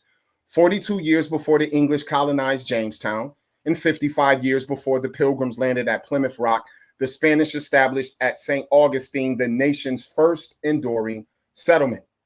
St. Augustine slave markets, a visual history, and they tell you about the slave markets and how you had slaves. Slaves who were escaping the English colonies started to run down to Florida because the Spanish had ended their slavery earlier, their legal law slavery earlier, and it took the English colonies much longer. That's why free Negroes would escape to Florida, or some of them would run north because the French up there had ended their slavery earlier as well. Going here to and this will be the last one I share. This is from the National Park Service. So for all I'm saying is this: to me, it's not about their declaration. I'm sorry. It's about Abraham's seed being enslaved, as Jacoba said, and oppressed in this land. I'm just saying 1619 isn't a fair date. If we're gonna recognize 20 to 30 Negroes who were brought to or Israelites, quote unquote, that's what we would say they are, to point comfort. And as Pastor Kelly said, there you already had indentured black servants there, or another term they called was free blacks who were there already, and some who came later. Then it's fair to point out the Negroes enslaved, brought by the Spanish into Florida as early as 1565. So here you have Africans come to Florida, because no matter which one you're going to read, they're going to call you Africans. When Pedro Menendez de Aviles established St. Augustine in 1565, he was accompanied by free and enslaved Africans. They worked the early fortifications, sawed timber, built several structures, including a church, a blacksmith shop, an artillery platform. They also cleared land for planting and harvested the crops. And in about October 1687, the first recorded fugitive slaves from Carolina arrived in St. Augustine. That is just letting you know the first recorded ones officially, but I believe some of our brothers ran from the English colonies a little earlier than that. So all I'm saying, brethren, is this, and you know what? I'll stop it because I don't want to belabor the point. I know that the point I'm making isn't fully agreed with, but I just wanted to show the narrative for me. And I see Chris Mathis had asked, and that's a great question, Africans or Israelites. We're calling them Israelites. That 1619 declaration don't call them Israelites. They call them Africans. So they're referring to who we consider ourselves to be as Israelites. They're calling us Africans. So once again, all I want to say is when it comes to this country, so-called African Americans, or if we believe they were the Israelites, as being the beginning of enslaved Hebrews being brought here, goes back as early as 1565. I don't accept the narrative that the English colonies is where we start our count. If we're talking about Abraham's seed, I want to know, when did Abraham's seed get brought here, and what was the beginning of them coming here to be enslaved and to be oppressed? 1565, not 1619. All right. So I like to go ahead, Minister T.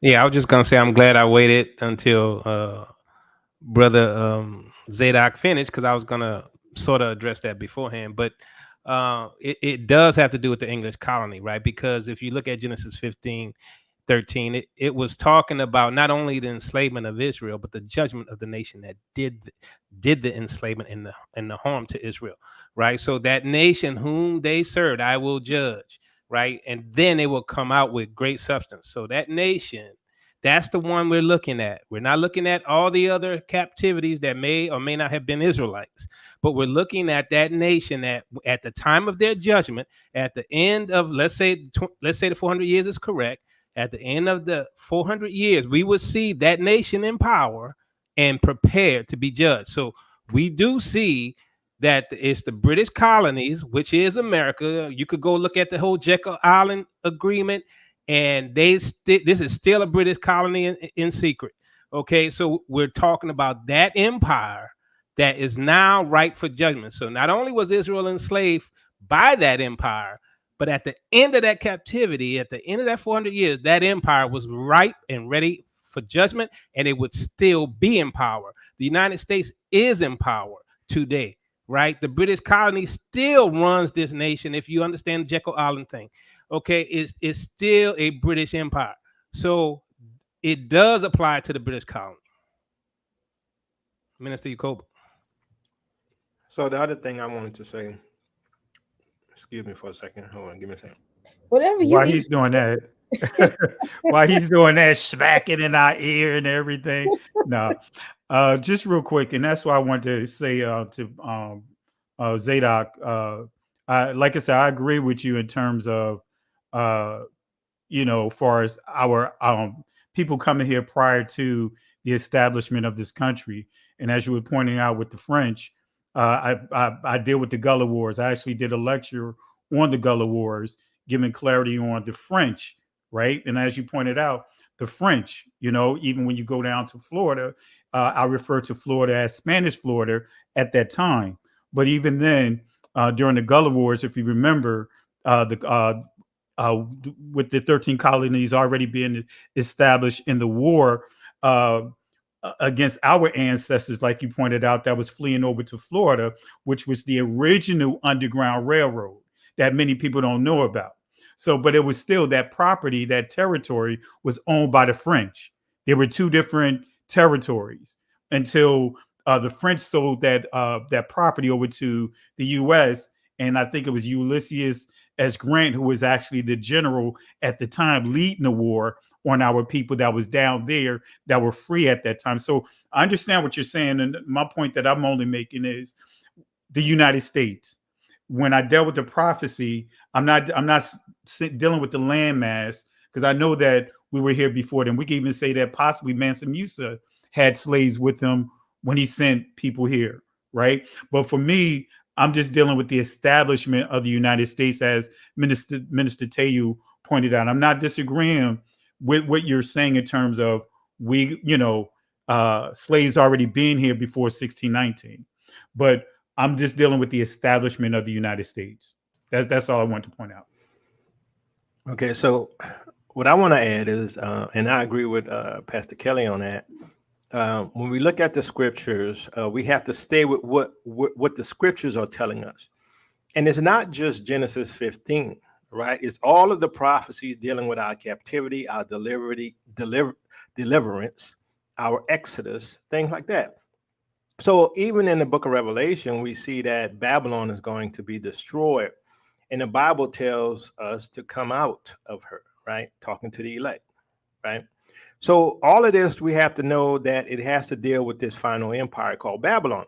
Now, the old Babylon, we by Nebuchadnezzar, who was the head of gold, we have the statue in Daniel 2. And the statue was the head of gold. We had the Medes and Persians. We had let me start over. The Babylon, the Medes and Persians, the belly and thigh, which is Greece, and then the legs of iron, which is Rome. Now, all of these empires were, in their times, global empires. Not only were they global empires that ruled the known world at that time, they enslaved Israel. Even the Medes and the Persians, even like when they left Babylon after Cyrus the Mede had invaded and they left and they went back to their land, they were still oppressed by the Cyrus and them and the Medes. We see that in Nehemiah chapter 9. Right. So remember, the prophecies say they will be enslaved and afflicted for 400 years by what? A world power. Right. Because Israel, fell into them curses that Yeshua cursed that tree. That fig tree represents Israel. I could show that as well. And so Israel was cursed to be enslaved. We see that in Deuteronomy 28, and all of those prophecies fit us, right? Now, the question was, okay, if we were inflicted for 400 years in a nation, how did we get to the nation that the Bible's talking about? Well, Deuteronomy 28 tells us, right, by ships, right? So understand this, it has to be a world power, because the Bible tells us what's going to happen at the end, right? And it's all about us and our affliction and our captivity because of disobedience and our deliverance from that affliction. So if, as Minister Teyu said, we're the ones in the last days and we were held captive, and that nation whom they serve will be judged, it has to be the nation that we're in, right? And it has to be a world power, right? And so therefore we see it fits all of the prophecies that world power that we are held captive in would be the U.S. It would not be Spain. It would not be Portugal. It would not even be Britain. It would be that final Roman Empire. Now, we can track American history all the way back and see that America's tied to Britain. Britain's tied to Rome. Britain tied to Germany, tied to the Habsburgs. It goes all the way back. And not only that, who do these Western nations serve? If you watch every president of the United States, they go where? To the Vatican. Why? Because they're subservient to the rulership of Rome. Now, according to the ladder of Jacob, it is Esau that has afflicted us.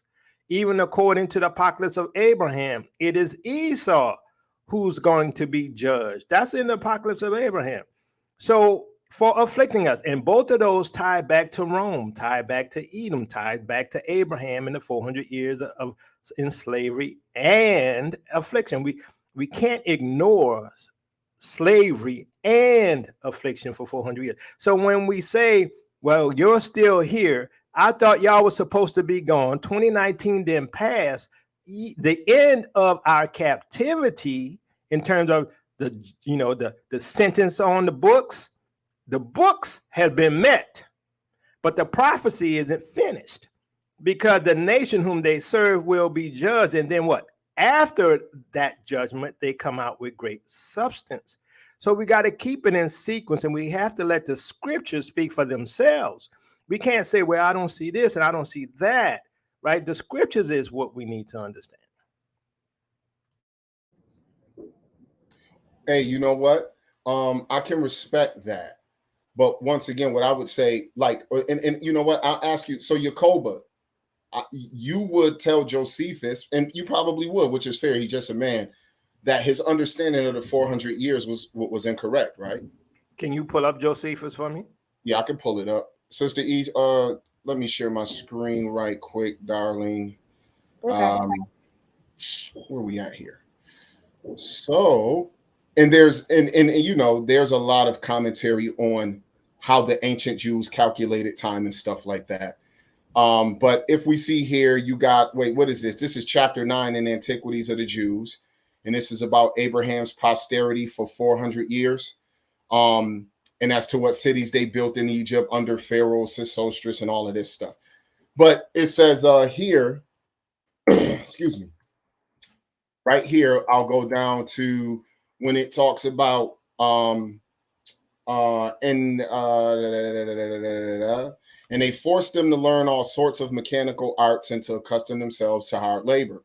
And 400 years did they spend under these afflictions, for they strove against each other over which should get the mastery. And the Egyptians desiring to destroy the Israelites by these labors, and the Israelites desiring to hold out to the end under them. So I would argue that when you read in the book of Nehemiah, and when you read what what Stephen talks about, when he starts with when he talks about Abraham being told his seed would be in bondage for 400 years, in affliction, as you said, and enslavement for 400 years.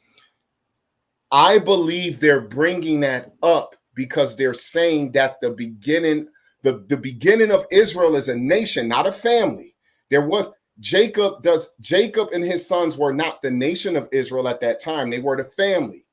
The nation comes up out of Kemet.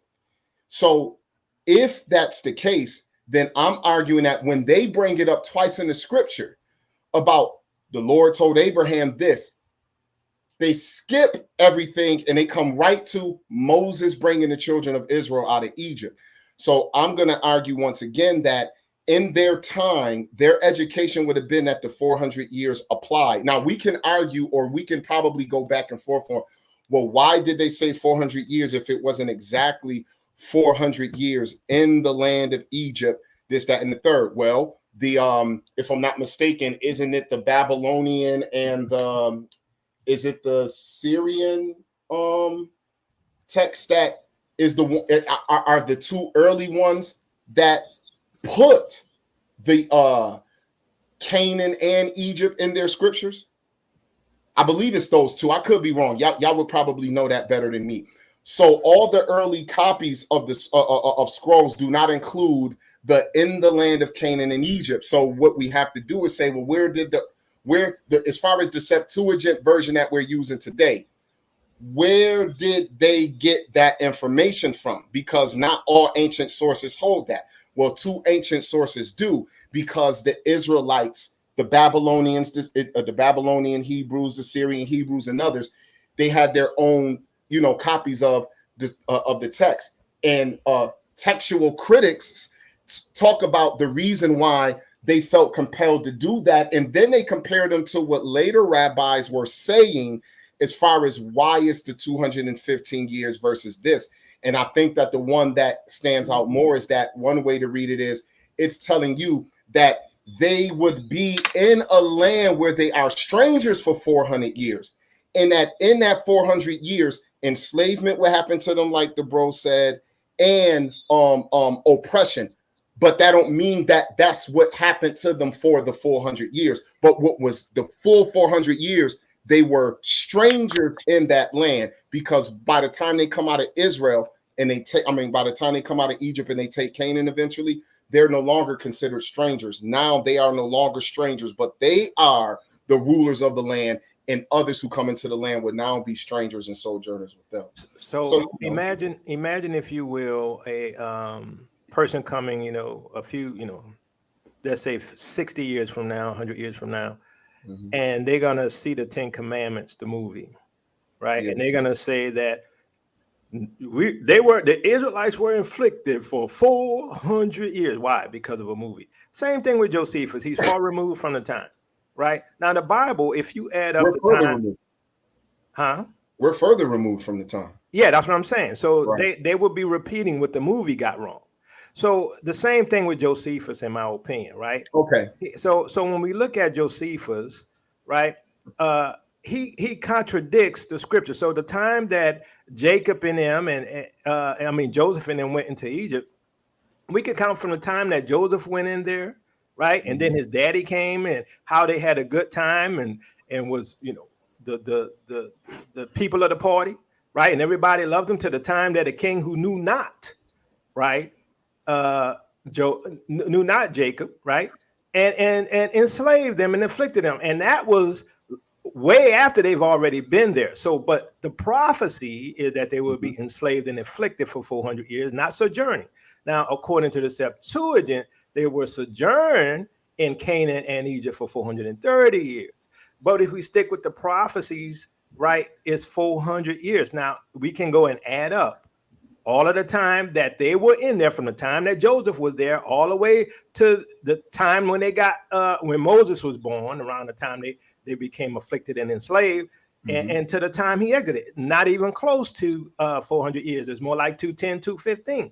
And so even the book of Jasher says it was 210 years that they were enslaved, right? So I think, as much as people like to use Josephus, he's no different than any other person who comes at the end of the time and says, okay, what they think they know, right? What has been repeated. I can accept that, and I don't hold your view, but I accept that that's your view.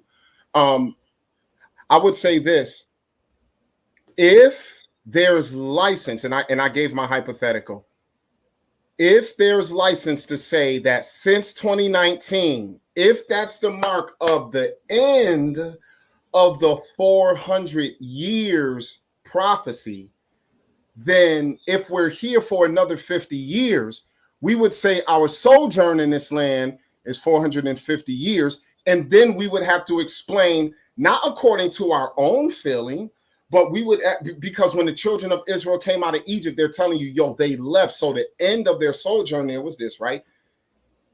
For those who feel they are slaves now, or feel that you're the oppressed now, I understand that. I don't agree with that view.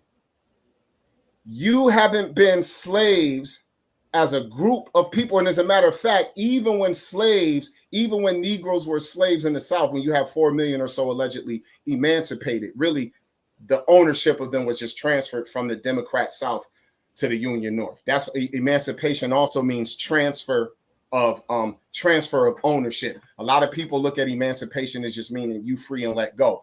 Yeah, well, I can let you go free to another master, to be fair. So if that's the case, then the way that we explain what oppression is, like, hey, it's things like, look, I lived a great life. I ain't had too much problem, this, that, and the third. But I heard like people talking about, hey, this brother got shot here. This happened to this brother. Hey, that's all evil and that's all wicked. And I believe that those are definitely signs of the curse upon us. But I don't look at necessarily the signs of the curse upon us as being exclusive to the 400 years, because I don't see the 400 years as being this where we're at. So because of that, I'm arguing that as the edict, that whichever one of you brethren shared that proclamation of the 1619, we're willing to share a government document that marks that. That's a government document. Fine. Well, we got another government document that claims we've been free here, that we haven't been slaves for so long. But now you could say, well, hey, okay, so if slavery officially ended here, well, we could still point to the oppression that we went through. That is fine. Why would Josephus claim 400 years? Because from the tradition he comes from, and I know y'all probably already familiar with this, they start the affliction that they look at Abraham's seed as not being the nation of Israel only, but Abraham, the nation of Israel is a byproduct of Abraham's seed. So the nation, Abraham's seed, don't start with the nation, because the Most High remember, the Most High, Abraham wanted to know, what sign will you give me that I shall inherit this land? When Abraham fell asleep, I'm arguing with the Most High showed him was the sign that his children would inherit this land. Abraham's children did not inherit the land until they came out of Egypt under Moses. Well, go ahead, Minister. So I'm a listen a little bit longer, but I gotta go because now my family here and people keep coming to my door talking about, yo, how much longer are you gonna be in there? And I'm like, get away from my door, but I can't do that. I have another part to this. I'm gonna probably schedule it, and I'll hopefully next week. I can do next week. Everything is starting to kind of slow down for me now. Now I just have to find a place in my apartment to do the lives, which I'm just gonna have to do it at the kitchen table. But everything seems to be slowing down, so I will have a part 2 to this, because I would like people like Isaiah, was it Isaiah Fingers? He doesn't agree with the 400-year prophecy. I will say that Isaiah Fingers. Isaiah, you don't know Isaiah? Yeah, I know. I'm familiar with Isaiah. I didn't hear what you said at first. I'm sorry. Isaiah, get him up here whenever he has time. And I know, I'm gonna be honest, Ron Shields doesn't agree with the 400-year prophecy. And then we have other sides that do. I will have a part 2, but thank you so much, Zadok, for giving your insight and what you see as far as the 400-year prophecy. Yeah, I didn't even go into I didn't even bring up the biblical scriptures besides us mentioning we were kind of concentrating on how we look at this place. So, to be fair to that information, but I think Pastor Kelly was about to say something. Yes, go ahead, Pastor Kelly. No, I was just basically just to the point of, if we go off of just the sojourn and the them actually being afflicted in Egypt and counting that whole timeline, we're looking at 230 years.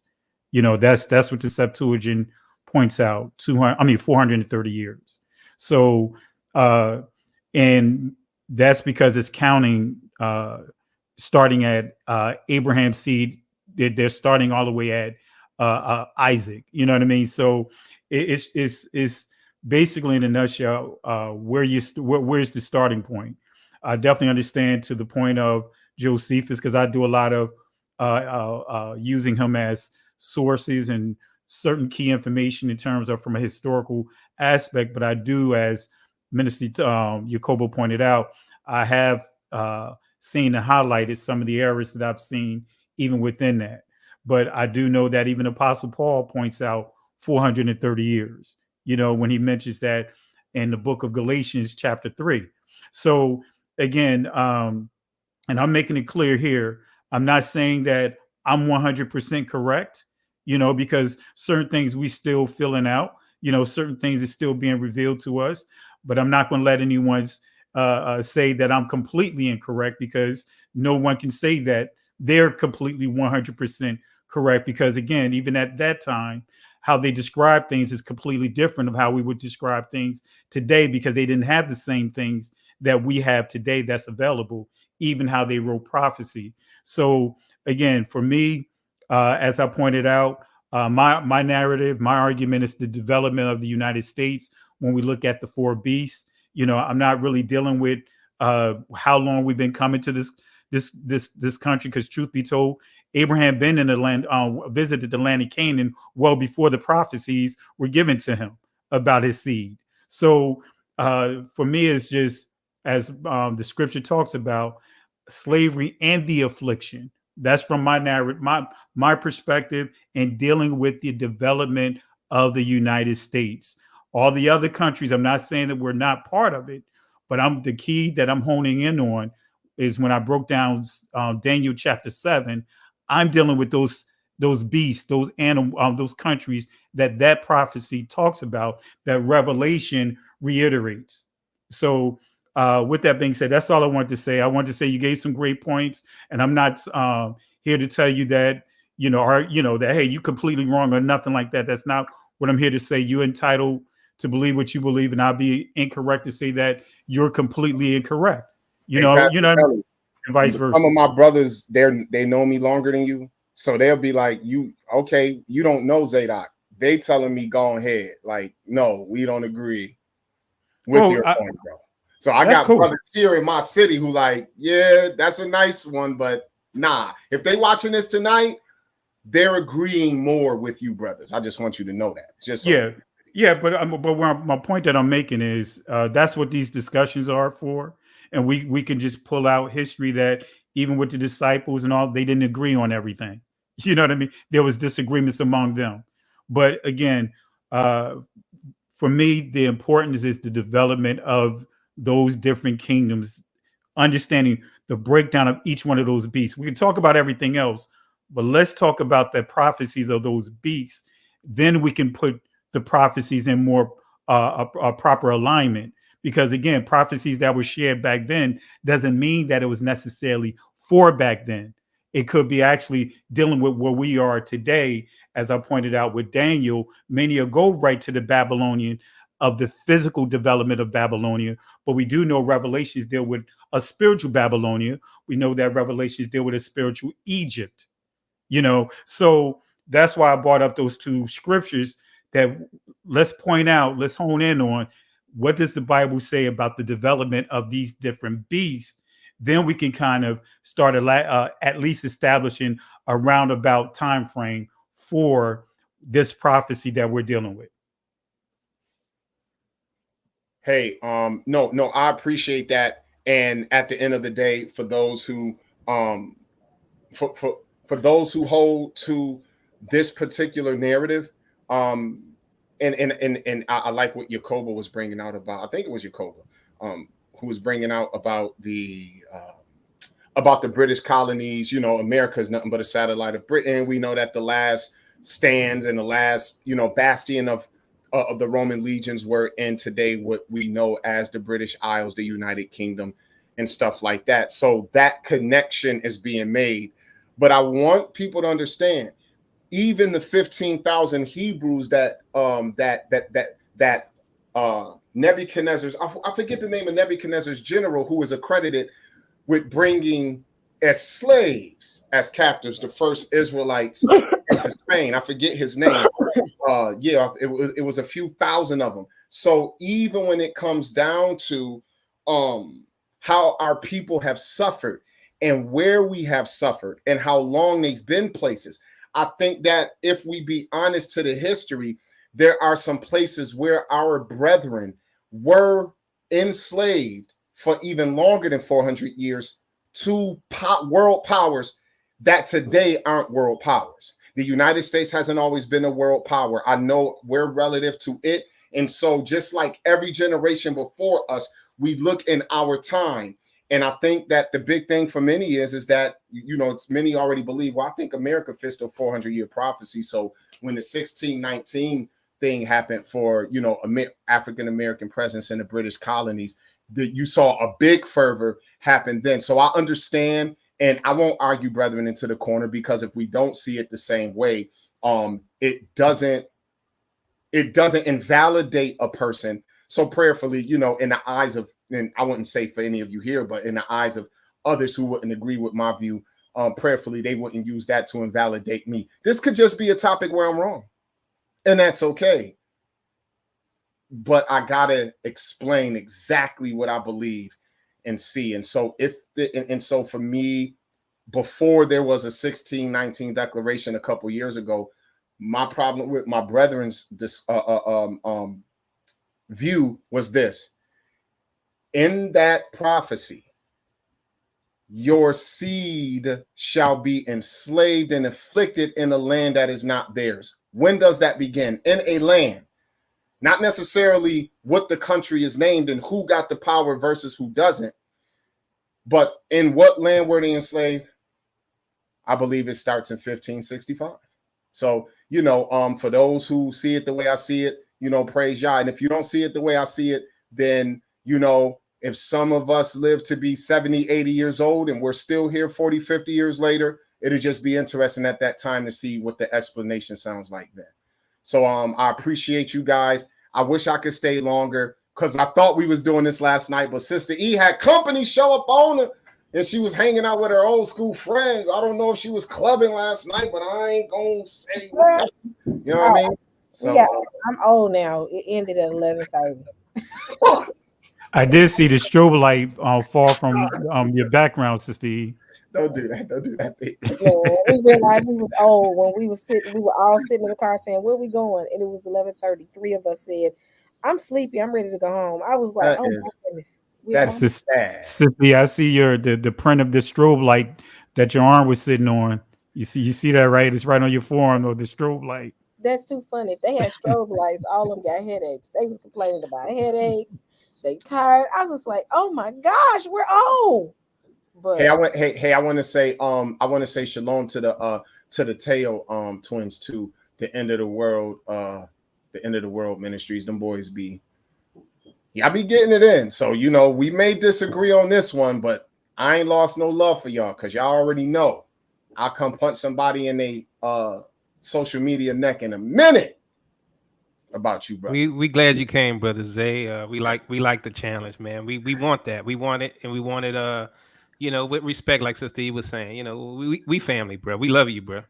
No. That's what's up. I would if I felt it was fugazi, I couldn't even come on here. So I just wanted to come on and give my opinion because I said I already know some of these brethren gonna bring out some information, and I wanted to just share some of my thought on it. And if I'm wrong in the sight of any of the brethren, I'm gonna tell you all this. I just pray that you can be as humble when something that you might really be convicted of could be possibly looked at in the same light. You may have some brethren like, no, sis, we hear you, but no, I don't see it that way. So, and that's a part of our journey and in my growth. I don't come on the platforms because I'm right. I come on the platforms because I have an opinion. So hopefully, that can be helpful to you all. And Sister E, if you're doing this like next week or something, then please just let me know. And Most High willing, I'll be able to be available because I would like to continue it once we go into the scriptures. Because I wanted to see how Teo brought up something and Daniel, and I see a connection he's making between the 400 years in Genesis and what he started to go to in Daniel. And I'm not familiar with that angle. That caught me off guard. So I want to kind of hear him bring that out because I've never even heard that correlation before. oh, that's cool. Well, I'm gonna be doing it next week. Okay. Back at home and settled. So I'll let y'all know what date. I'm gonna make sure that I'm good on that date and not schedule something and then have to reschedule it. I know Fridays and Saturdays are pretty good for me, and even Sundays. So I'll keep everybody posted on the date. I don't want to conflict with any of the teachings you all have going as well, because I know y'all have teachings as well. So I don't want to conflict, but we will reconvene and have a part 2 for this. And y'all just message me and let me know what y'all availability looks like next week. Okay. Well, hey, shalom to y'all. Love you guys. Love the brethren in the panel. It's better being here than being at the waterfront somewhere with the sky exploding tonight. Hallelujah. All right. All right, go. All right. All right, Chimney. All right, y'all. Any other points? We're gonna reconvene and have this one on next week. Well, I wanted to get my point in. Oh, go ahead. Come on, tell you. Yeah, I just wanted to Hold on mention 1 second that. before Minister Teo get his point in. No, 1 second before Brother Kelly gets it. No, I'm just joking. In 1 second. No, I'm just doing that intentionally. I'm just picking with you, Minister Teo. I'm just picking with you. I have nothing to say. I'm just picking with you. I knew he was joking. That's why I had to mess with him. I do too. Yeah. So I was just gonna say, Aldous Huxley said that we would love our servitude, right? And we do, a lot of us, right? Some of us, become perfect house Negroes and can't tell that they're in captivity. And so, we have to understand when they passed that supposed declaration that our ancestors were no longer slaves, they immediately passed a law of vagrancy to put us back in captivity, and they called it prison. So how is it that the prison system itself is not slavery? How is it that the the Jim Crow era is not slavery. It's definitely oppression. But who lives like that but us? Who else ever lived through something like Jim Crow after going through the horrors of raw captivity? And then they created a system, like I said, to put us in prison just so they can keep us working as sharecroppers on their farms. That's slavery. That system still exists today. A lot of us, even though we might get a decent paycheck, we might live in a house, we don't get a lot of opportunities as they get. They can screw over us, and we all have the same story on the job of how what they do to us, the unjust behavior, the on code when they wrong. I mean, I got a bunch of stuff they did to me. I'm like, this system they only do that to us, and they only prevent us from getting to the top. You can have Indians in charge, you can have Asians in charge. You will not have an African American, Negro, Israelite in charge of nothing except one or two coons who got their little side hustle. That's it. But ain't nobody running AT&T, nobody running IBM. You know what I'm saying? Because they keep that from us. Same thing with Hollywood. Hollywood is just a tokenized system to keep the rest of us at bay. It's just a complex slave system. We are in slavery, whether you acknowledge it or not. We are oppressed. And the majority of our people can't even get allowed to get a proper education. And then they put us in prison when we're trying to feed our family. Don't tell me that's not slavery. So, I could go on. And can I share some too, Sister E, to Minister Teo's point? I put this up on the screen. This is what I taught on Juneteenth, that YouTube blocked for like 3 days, and then 2 days after Juneteenth was passed, they unblocked it, right? But this is one thing that we don't know. Many of us don't know. Really don't understand that we were enslaved actually going into the early 70s.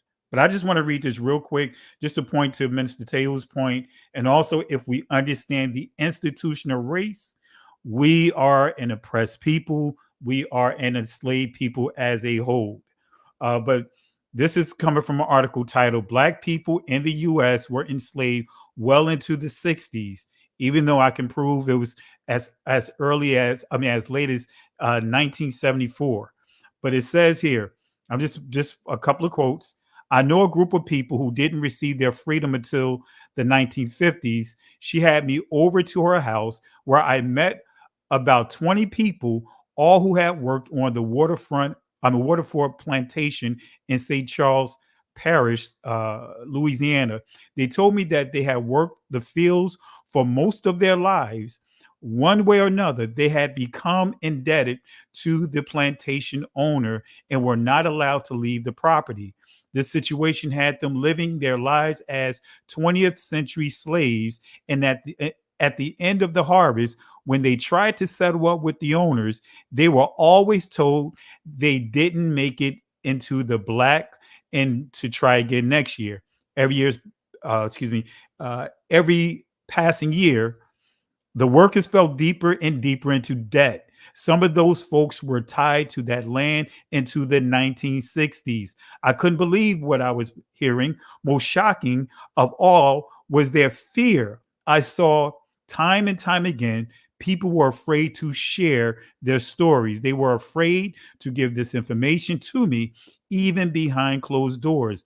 They believed that they might somehow get sent back to a plantation that wasn't even operating anymore. Here's another article. This is coming from ABC News, December 2003. As Mae Miller tells it, she spent her youth in Mississippi as a slave, picking cotton, pulling corn, picking peas, picking butter beans, picking string beans, digging potatoes, whatever it was. That's what you did for no money at all. Miller and her sister, Annie, Annie's tale of bondage ended in the ended in the 60s, not the 1860s. Actually, it's 1974 when slaves officially were freed after the Civil War, but not the 1960s. Right? Their story, which ABC has not confirmed independently, they're not saying that they're wrong. They just haven't been able to confirm it because they destroyed the plantations. Right? But notice this portion of the article is not unheard of. Justice Department records tells of prosecutions well into the 20th century of whites who continued to keep blacks in involuntary servitude, coercing them to with threats on their lives, exploiting their ignorance of life and the laws beyond the plantations where they were born. And I'll stop right there. And I'd like to have my final say, Sister E. You there? Okay. So my position obviously is I believe in the 400 years prophecy. We can obviously see the signs, they're happening every day. If you can't see that, I'll be surprised. But we also have to use our common sense and logical deduction skills, because the whole story, as I mentioned before, is about people who kept turning away from their God, worshiping other gods, going in captivity, right? And that's the Israelites, right? Now, if we're the Israelites, and most of the people here who believe we're the Israelites, and we were slaves in this land, right? Then the Bible talks about, according to Genesis 15, that a people will go into slavery for 400 years and be afflicted that time as well. Then it says afterward they will come out with great substance after the nation they serve is judged, right? So if that's the case, and we're the Israelites and we're stuck in a land, right, which is America, then we should be coming out of here with, at some point in the future with great substance. We should be having an Exodus. Now, a lot of us believe in Exodus. There's some Israelites who don't believe in Exodus, but the Bible teaches that. The Bible talks about in Ezekiel chapter 37 of those dry bones waking up and coming together and becoming a nation again. The Bible talks about how God is going to come and grab us again with outstretched arm and bring us back to the land. So if that's the case, then we have to also ask those who are, who don't agree with the 400-year prophecy, show us in history where that occurred. I mean, really, pull up the numbers, add up the times, and show us. You can't do it with Egypt. You can't do it with ancient Babylon. You can't do it with any other captivity. So if you can't show us the numbers, because everybody wants us to show the numbers, and when we do, we show you that Egypt was not and could never have been a 400-year captivity, then it's on you to prove that there's some other place somewhere where people were enslaved for 400 years. Now, according to the ladder of Jacob, right, Edom was the ones who enslaved us, right? We know that Zepho, right, took over Rome. Even the Gentiles confirmed that Rome is Edom. Okay, so if Rome is Edom, right, and Edom is oppressing us, and we have that history too, it was the Western nations, right, descendants of the Roman Empire who held us captive and in my opinion, hold us captive to this day, then we have to be leaving, right, from a captivity of Rome. Now, like I was saying with the statue of Daniel in Daniel chapter 2, that's the leg of iron, which everyone knows is Rome. Now we're at the end of the age, right? The end of the Gentile rule. What happens at the end of the Gentile rule? We get all the way down to the feet and the toes, right? So at the end, the big old belly or the big old monster, the woman that rides the beast, which is America, right, is going to be destroyed. It just so happens that the biggest country who has the opportunity and the ability to destroy this Babylon is in bad relations with NATO, in bad relations with the US, right? It just so happens all this at the end of the time that we said the curses are going to come to an end. No one ever said we're going to leave at the end of 2019, because we all know, and you could go look at my videos, that the nation whom they serve will be judged. Now we're seeing that. We're seeing locusts here in the United States. We're seeing the waters drying up, Lake Mead and all this stuff drying up. We know about the plague that just happened for the last 2 years, right? I'm like, what does it take to see the signs that we saw in the original Exodus? It is here. So if we have this statue and we have the 10-toe kingdom about to be formed, do you not know what BRICS is? How many members are there of BRICS? 5. Remember I told you all that there's going to be 5 from the east and 5 from the west? I'm just saying one of those east nations are going to be the BRICS members, 5 toes. I'm just saying everything is here. Now, the Bible says in book of Revelation that Babylon is going to be destroyed and the merchants are going to be upset because they got rich off of all of the merchandise. What did they trade in? Gold, silver, myrrh, food items, slaves, all this stuff, right? That's America. Who else? I mean, we're a commerce nation. And Jacoba, it also says that the people were the water that they floated on. In the book of Revelation. Yeah. It says that the people were the water that they floated on. Yeah. And so I just wanted to just point that out because I teach that prophecy as well. Okay. So thank you, Pastor Kelly. So here's the thing. When we look at these signs that are happening, they're all aligning with the understanding that we have of the 400-year prophecy. Now, anyone else that could come up and I think Minister Tayu had did a little quick comment on what was that, Minister Taylor? I think Ezekiel 4 or something like that, where people try to use that to debunk the 400-year prophecy. Yeah, Ezekiel 4. Yeah, and it doesn't, right? It really has nothing to do with it, but we can prove it. What was it? 40 years before referring to Judah and the 400. I mean, 390 was the Northern Kingdom. So that's why I talk about that prophecy, but I don't believe that prophecy refers to us. That can be because it also talks about the siege of Jerusalem and all that stuff, right? Exactly. So it gives you a time frame of what's happening and who it's happening to. And that's what I'm saying, that I don't see why it's so difficult to see these things. Now, my opinion is that a lot of people love Babylon. Why? Because Babylon is comfy. Even though we get killed here and murdered and discriminated against, you got AC, you got water, you got nice cars, you got food every day. But guess what? The Most High taking all of that away from you.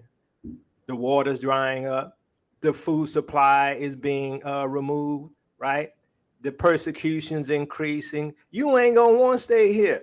Everything is being set up. What happened when we left the first Egypt? Our ancestors, persecution increased, right? Moses had to kill somebody because he was beating up one of his family, his brethren, let's say, right? So it's the same thing. They're killing us in the streets.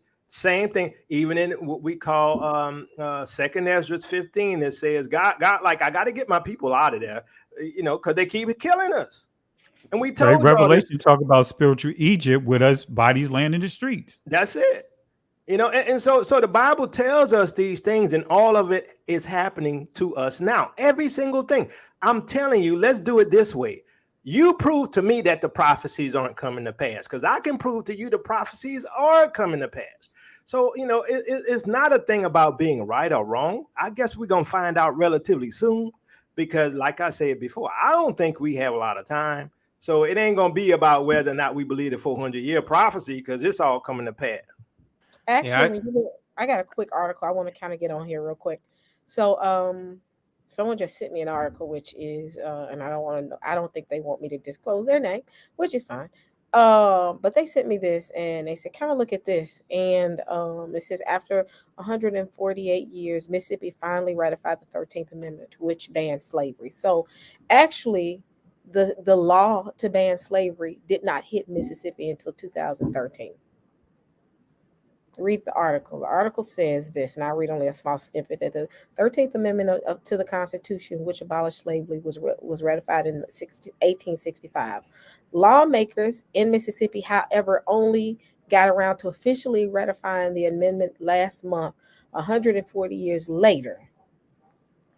But technically, the 13th Amendment, all it did was redefine slavery. Yep, exactly. It didn't abolish slavery, because even when you study what's the guy that I can't remember his name. I have information on it, but I don't have my files open.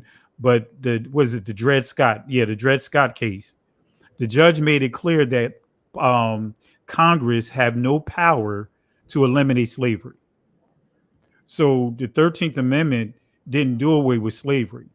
It just actually just says, hey, if you go to jail, you can be enslaved.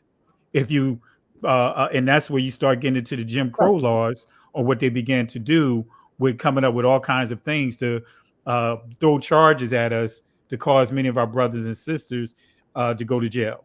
Yeah, and I understand your point, but when we look at it, I'm looking at it from the standpoint of a universal slavery within the U.S. with chattel slavery. Even if I wasn't an offender of the law, I would still be under that umbrella of being enslaved.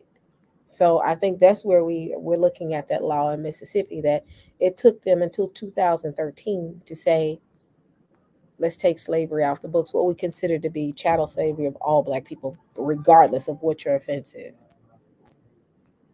And the affliction of lynching is still haven't been Correct. Correct. haven't passed. They talked about Yeah, it, got a bill there, but the lynching bill is still still haven't done anything. And going back to the affliction portion of it, we still been afflicted. Yep, it is. So that's where we have to be careful with that affliction, because the affliction is still there. Because ultimately, after you got done with slavery and they were freed, ultimately they still were under some form of oppression. And then later on, you had Jim Crow, you had redlining, you had the what is it, destroying of those black cities, which we've always talked about. Yeah, Blood Summer or Red Summer, Yeah, Red Summer. 1919. Yeah, so I mean, the affliction was still there. The affliction is still here. You know, if a black man can get shot down in the middle of the street by a police officer, and we're arguing on who is right or wrong, and the person didn't have a gun, had his hands up, and he still shot him, and they're still saying, well, he could have, that lets you know that 60 times, yes, 60 bullets. Not an accident. Oh, I shot him in the leg. hmm, They unloaded clips on him. correct, correct. So I mean, when you look at that, so I mean, something is still lingering. But the difference in this time is now they're being held accountable, because people don't realize that when Yah turned his back on us, that's when we had a problem. Now he's looking and he's seeing what they're doing, and they're being judged for it. Ultimately, And let me ask y'all, what's y'all thoughts on the iniquity of the Amorites? Because my belief of the iniquity of the Amorites coming to its full, and it's just my opinion, I'm not saying I'm correct, but that it has to do with, Numbers 21. And, the way I read it is, all, this slavery and this affliction would happen in a nation that's not theirs, right? And it says, that, out of after the fourth generation, they're going to come out, and the iniquity of the Amorites hasn't completed, right? The way I see that statement could mean is that, Israel, the people who were going to be enslaved, were not a people yet, right? They didn't go into the land, the promised land. They didn't kick out the Amorites yet. The Amorites were in the land. They were still sinning and doing all these things. So this prophecy couldn't happen until the people who was in the land, who took the land from the Amorites, was in the land and became became a a people. people. So that's what I see that as. I think a lot of times people want to tie it to this captivity where we're here, and that the Amorites had something to do with that. I think it was like this can't happen until these people are in the land. That's just the way I see it. I just wanted to add, I have been sharing for years now on in our community section all the events that have been happening that are prophetic or appear to be prophetic, like flooding and things like that, earthquakes, volcanoes. All of that has built up and got really intense after 2019. Right, you can see videos of China. Some of those floodings in China were biblical. I mean, extremely mind numbing. It was so intense. Same thing for Turkey. There's some of the flooding. And so all of that was building up until we hit COVID, right? And that has changed the world forever. And now, just like you could go, if the video's still up on Berean TV, you could see them questioning Minister Yacoba and I, asking us how we saw the 400 years and what's next. And we said that the nation would be judged, and then our Exodus. We also said what we see coming next is World War III. It's on record. I think that was 2018, before all this really before 2019 hit. That interview with Berean was in 2018, I'm pretty sure, and we said exactly what was coming. So let's say we don't believe, people don't believe in the 400 years. We have prophetic historical references now that have come to pass between that time, right? So it's not the burden of proof ain't on us no more, because things have changed the world forever, right? So, This so, I, world will never be the same. so I have a question, because Jibo just said something. He said, "What would it take to lower confidence in the 400-year prophecy?" My question to him would be, "What will make you be aware that the 400-year prophecy is serious?"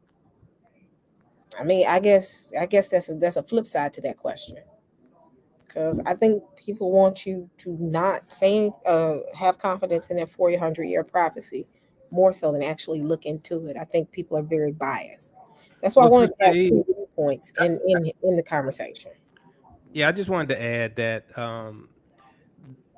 if they don't believe in the 400 years, the odds are that they don't know all these events that have taken place that I just mentioned, right? Because when you watch them, right, the mega floodings in various countries, the extreme snowfall, I mean, the fires, the droughts on epic levels that we've never seen before. All of this has been happening ever since the awakening of Israel, and got worse in 2019. What And does don't it forget take? the sinkholes and increased murders and wars. Yeah, Right. we're at the brinks of World War III. Well, let me ask you this. Anybody think we're going back to the way things were after all that has happened in the past 2 years? Mm-mm, There's no. no way. Every time they get So, comfortable, something happens. Great example is the celebration of the Fourth of July and what happened in Illinois. And it's interesting that it happened during this holiday, but it's like every time someone gets comfortable and say, "Okay, we're good," something happens, and it's like there is no point where we have seen a point of comfort. well, look, what do you think gonna be the impact of the Supreme Court decision too? That is historic. I mean, it keeps getting.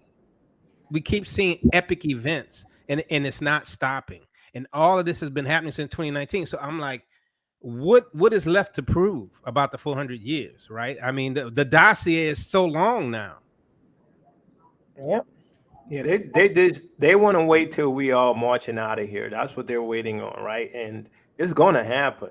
It's going to happen. But in terms of understanding the eschatology, I think it's pretty clear. And like I say too, either we're prophets or those scriptures are correct, and we interpreted those scriptures correct. Because since 2019, you can't tell me all hell didn't break loose. And if you don't think all hell broke loose, then you must be deaf, dumb, and maybe blind. I don't know.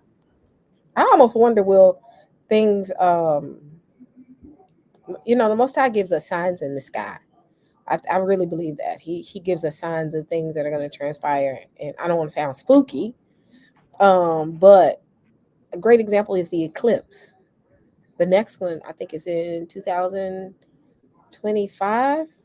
I think it's 7 years. Is it exactly 7 years from the last eclipse? Um, I think that plays into it as well, and that's just my thoughts. So, because I think it's 7 years between those two, or is it 4 years? When is the next eclipse? It's 7 years. And you talk about never mind. I'm not gonna say nothing because Saints will be ready to kind of attack mode. But I just I, Well, I just believe something is tied to that, as far as that being a sign.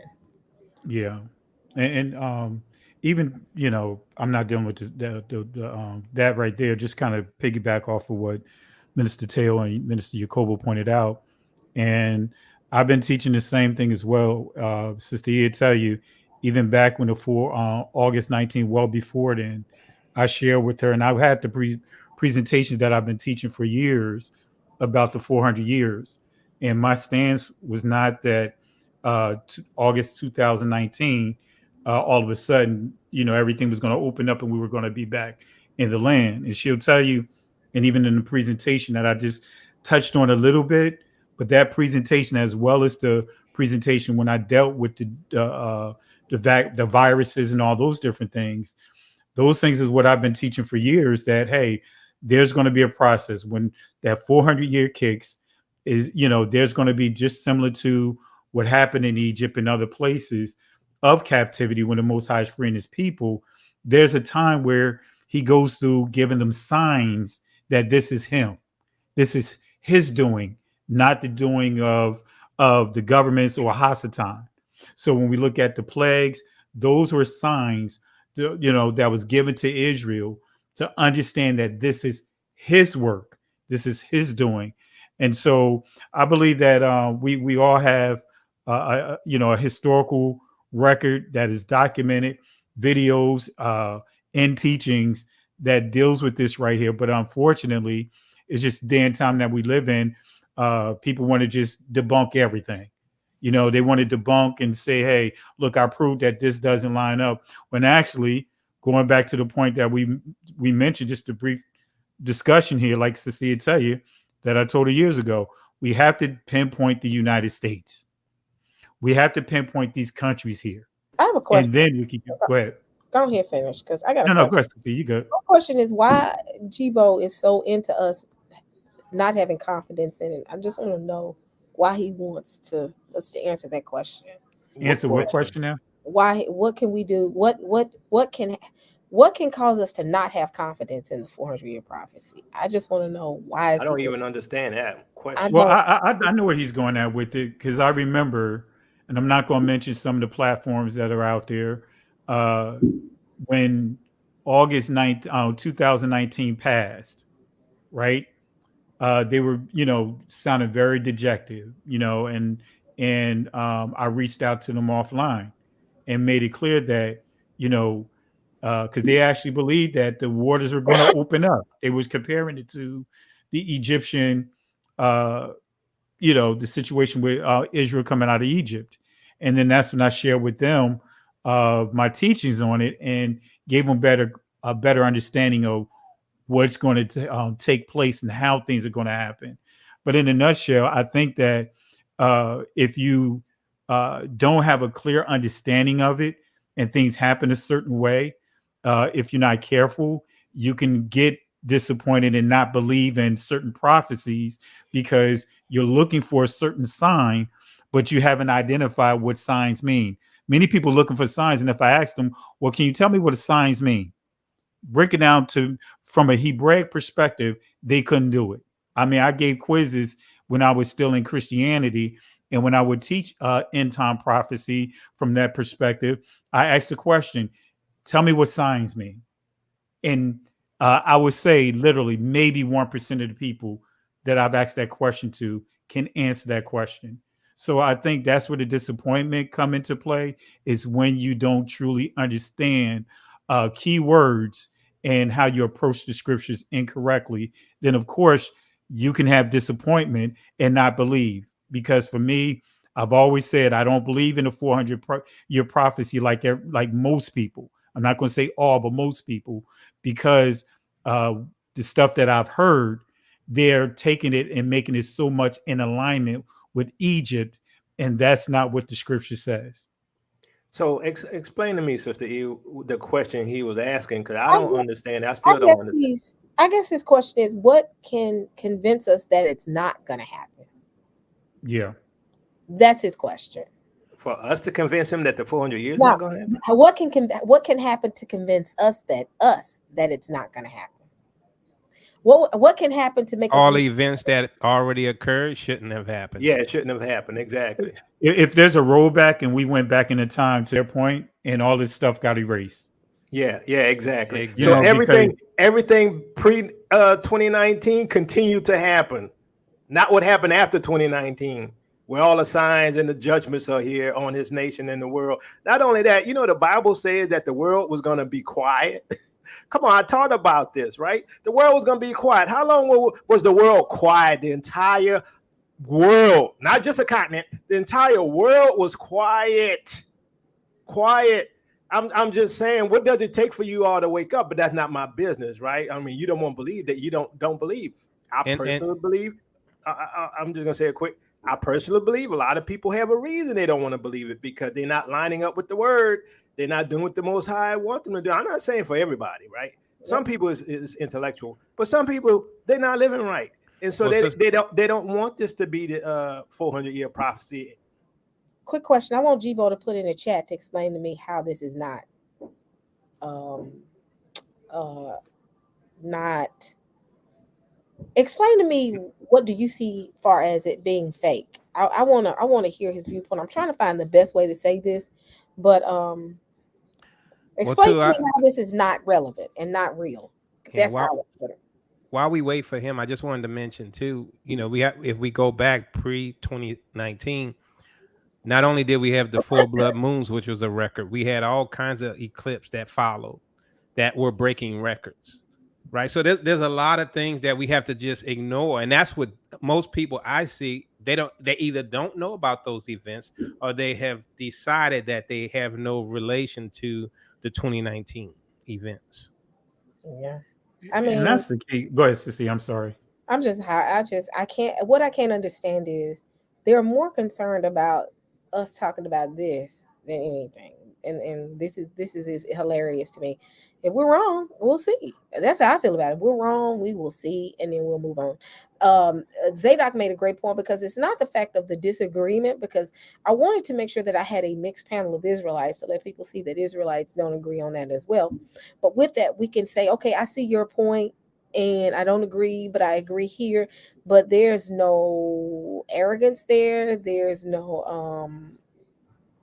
I'm just asking because I know I've seen Jibo in action before. That's why I'm kind of a little leery of what he's saying. But ultimately, we had good conversation. And he said something towards the end. He said, we shall see what will happen Yeah. at the end of the day. If it doesn't happen, then guess what? We all owe everybody an apology. But if it does happen, guess what? Vice Yeah. versa. So the It's thing I like about Zadok is, he comes from an intellectual, spiritual viewpoint from looking at the scriptures. So at least we can like talk about history. We can talk about the scriptures. We may disagree, but at least he stays on topic. You go other places, they say, well, how come we still here? We should have been going according to you on the 400 years. I'm like, you ain't never watched my teachings because I ain't never say we're going to be going because I said the nation whom they serve has to be judged first. Then we leave. But they like to take that out of context. But at least with Zadok, we can have the conversation and go through the scriptures together, which would be good for the next show where we go through the scriptures and see what the scripture says about it. Well, too, Sister E, and one of our very first videos on prophecy, we indicated to the audience that before we leave, we were going to go through things. We were going to go through a lot of things that would be uncomfortable, and a lot of us wouldn't make it. I don't know if you remember that, Sister E, but in the early days, we Yep. I remember mentioned that one. Was it that I want to say, was it the dry bones, or was it? It was it the. was I think it might have been as early as the one that's the 2 hour long one. Oh yeah, when you break it up into two segments. Was it Well, two it's segments? 2 hours long, yeah, but Yes, 2 hours. That is long. Yep, it's the yeah, long one because I broke it up in two segments. That's what happened. yeah, you have to. Yep. But yeah, I mean, it is what it is. We continually have this dialogue, and I enjoyed this conversation. I Yeah. don't want But to end it. one more question, Sister E. Go ahead, go. Explain Oh, to hold on me. one second. One second. I got a question too, Sissy. Look, this for all of What? y'all, right? This is for all of y'all, because sometimes I'll be like, is it just us that can see these things that are happening, all of these judgments? I'm like, are we the only ones that, that can see all of this and notice that, hey, this ain't right? You know what I'm saying? Things are off. You know what I'm saying? I'm like, I just feel like I'm in Wonderland sometimes. I'm seeing all this, but you got people who still don't see it and they claim to be believers. That's, I'm just dumbfounded sometimes. that's denial because we deny what's going on around us because we don't want to feel the level of uncomfortableness or uncomfortable. Uh, they don't want to be uncomfortable in so many words. I can't get my words out tonight. They don't want to feel that, so they try to play like it's not there, and it's denial. Um, I mean, it it's so real right now when it talks about how you won't have when they said what is it, and I can't, and y'all bear with me today, when it talks about the Five hot cost of wings. bread, the cost of bread being more expensive. What is it? Something, an ounce of barley. A day's Uh, wages for a loaf of bread. yes, Yeah. yes. Look where we are now. We can. I promise you, y'all. I promise y'all. Even And the you up most in New York too, man. Yeah. the cost of living is so expensive right now. It's ridiculous. It's gonna get to the point. It's only gonna get worse before it gets better, because it's gonna get to the point that you're not gonna even be able to afford food. Food. I know people that are working jobs that have six figures and having to go back and rethink some things because they got to make sure they can eat on a day-to-day basis. This is how serious it is, and it's only gonna get worse. But yet, and still, when it gets worse, guess what's gonna happen? Denial. Oh, that's just life. Oh, that's happened before. Oh, that's, I bet you it's still gonna be some more denial coming. So I'm quiet. That's a river in Egypt, Sister E. Denial. Denial. Denial. Denial. Oh, I Oh thought my y'all was goodness. singing that song. Everybody say, deny, deny. Oh, okay. No, never mind. I mean, so funny. Deny, deny. Roll that Anyway. trash can. Oh my you know, goodness. but yeah, it's one of those things that you can only say but so much. I don't waste my time any. I used to really invest a lot of time into trying to convince people. You know, but I got away from that. Especially with dealing with church folks. You know, you have church folks that just want to believe what they want to believe. Period. No matter what you tell them, they want to believe what they want to believe. And just like in this awakening, you got some brews that want to believe what they want to believe. And I just don't waste my time with fruitless discussions anymore. Is either you accept it or you reject it. And I just keep it moving. Some people, they just going to be disagreeable no matter what. They're going to try to make it so literal. Hey, we're almost three years removed. How come we still here? I just don't deal with that stuff anymore. I just keep it moving. And if it gets out of hand, then they get added to the block party, because I've been having a block party for quite some time, and many people are invited to it if they get out of hand. So I just think that we just keep doing what we're doing. I agree with you 100%, Pastor Kelly. And that's where I'm at today, too. I'm not fighting. I'm not debating anyone. We could discuss it. That's good. But, let them believe what they want. The judgment's going to hit you and wake you up. Hopefully you wake up. But one thing I want to say, another thing, and it, as the days of Noah were, so shall also the coming of the Son of Man. If you read up on the days of Noah, you can't tell me we're not like the times of Noah. I mean, the book of Jasher says that they were manipulating, mixing human species with animals and stuff. I mean, we doing that today. I'm like, what does it take for anybody to wake up? I'm just saying. Well, and think about it. We think that hybrids is just like you're going to all of a sudden have a horse head on a human body or vice versa. No, when you put foreign DNA into your body, guess what? You're manipulating your genes. You're becoming a hybrid, especially when you start dealing with a lot of these medicines. And I'm not going to use certain words because I don't want to bring my strike over to here. But to your point, it's just unfortunately the way that many of us have been taught to approach the text, we still including uh, Rome, we're still including the oppressors on the same side of the good side of the Jordan with us. When they were the ones that actually did all the oppression that the scripture speaks of, the system that the Most High said he's going to destroy, those people are still being included on the same side of the Jordan with us. And we can't do that. And that's what part of the problem is that we've been institutionalized to interpret prophecy that is, incorporating the perpetrator on the same side, the good side of the prophecy. Not doing it. All right. All right. I'm gonna go ahead and close up. If y'all have any If we have any more questions, go ahead and put it in the chat. Any more points? Because I think this has been a great conversation. Great conversation. I've enjoyed it thoroughly. And I want to save it for our next round of conversations. Because Lisa again, C, this real quick. what's up? What's up? How you doing? You doing okay? I knew you were gonna do that. You Okay, know all what? right. Just wanted to turn it back over to you. You know what? I'm gonna put him in timeout.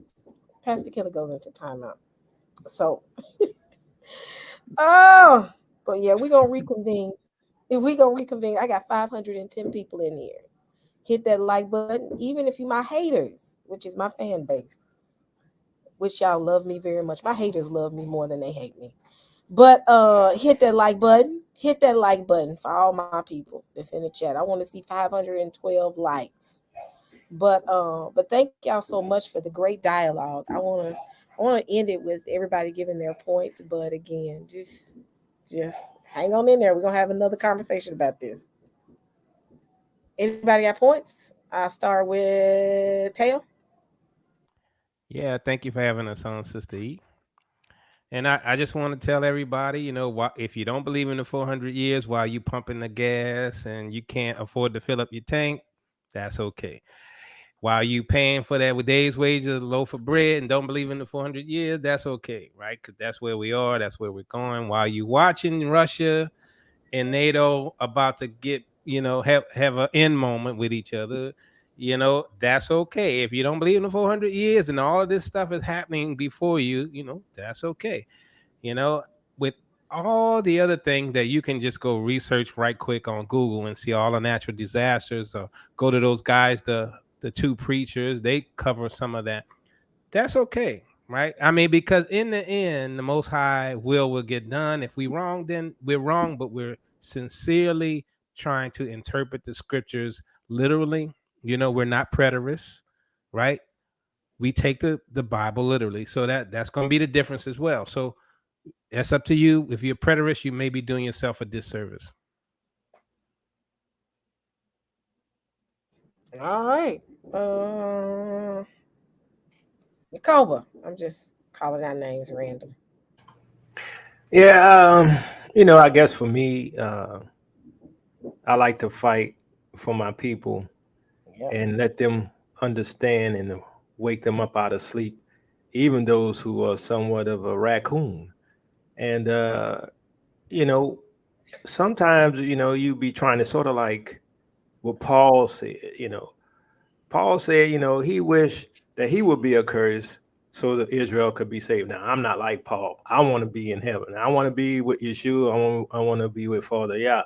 But I pray for my people's salvation. Right. And so when you see things like the mark of the beast here, I'm like, come on now. What does it take? We got the mark of the beast already here. Right. They putting chips in people's hands in Switzerland. They're already scanning people's hands in the United States, preparing for the mark of the beast for the right hand of 40. I'm like, what does it take?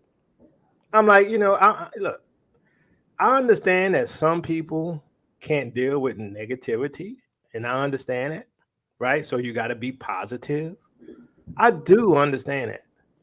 But if you're positive to the point that you're not preparing, that you're not living holy, you're not living righteous, you're not trying to win souls, you're going to be in trouble. See, that's the time we're in. How many people are no longer here today since after 2019? How many people died because of that virus? How many people going to die in this upcoming war? I'm just asking because some of y'all don't seem to care that souls are at stake. Lives are at stake, and it could be your own. Peace and blessings, Israel. Your captivity is ending. All right. All right. In jail, Pastor Kelly. Don't put me in Uh, jail. Want to say great discussion and appreciate being on the panel.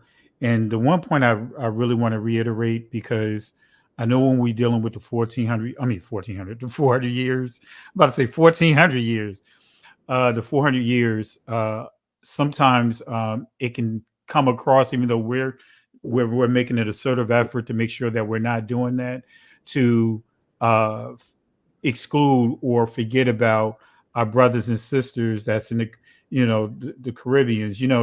we all uh, been enslaved and scattered abroad. But when we deal with, when I'm dealing with the United States, I'm just dealing with that particular point of the prophecy. We're not disregarding slavery that began in 1452, that edict that was signed by, uh, Pope Nicholas. We're not disregarding and saying that slavery didn't exist, chattel slavery didn't exist up until this point in history.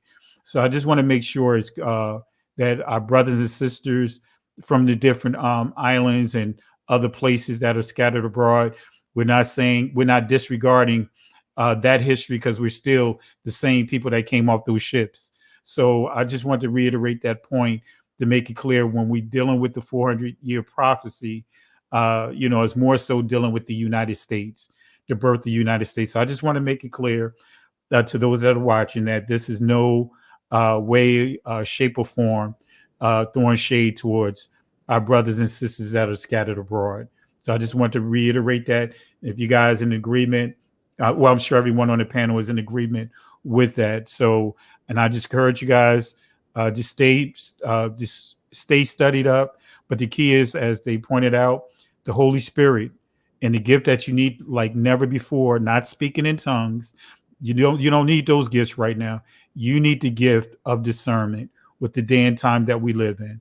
There's so much junk doctrine that's out here. There's so many different deceptions out here.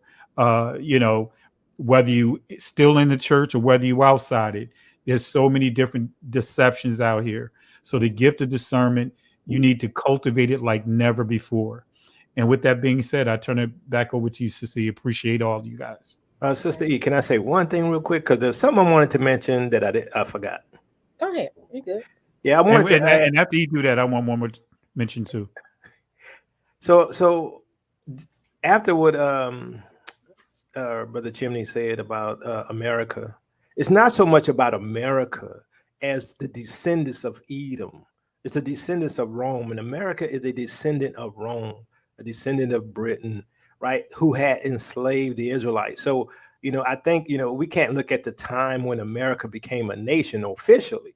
We're talking about the descendants of a people, right? And we know that Zepho ended up ruling Rome, Italia. So I just wanted to add that point so we could be clear. It ain't about the date of when America became a nation. All right. Any other questions or statements? All right, family.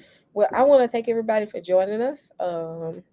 If you came to learn or if you came to just listen for whatever reason, thank you for coming. I greatly appreciate y'all supporting me and continually supporting me. Um, I ask that you all just pray for us in this time and this season, and we pray for one another and love one another. But thank y'all so much. Thank y'all so much. Y'all done made me feel good. I've been gone for a couple of months, and I got almost 500 people in here watching me. So that means y'all hadn't forgot about me. So thank y'all again for y'all support, and I'll see y'all on next week.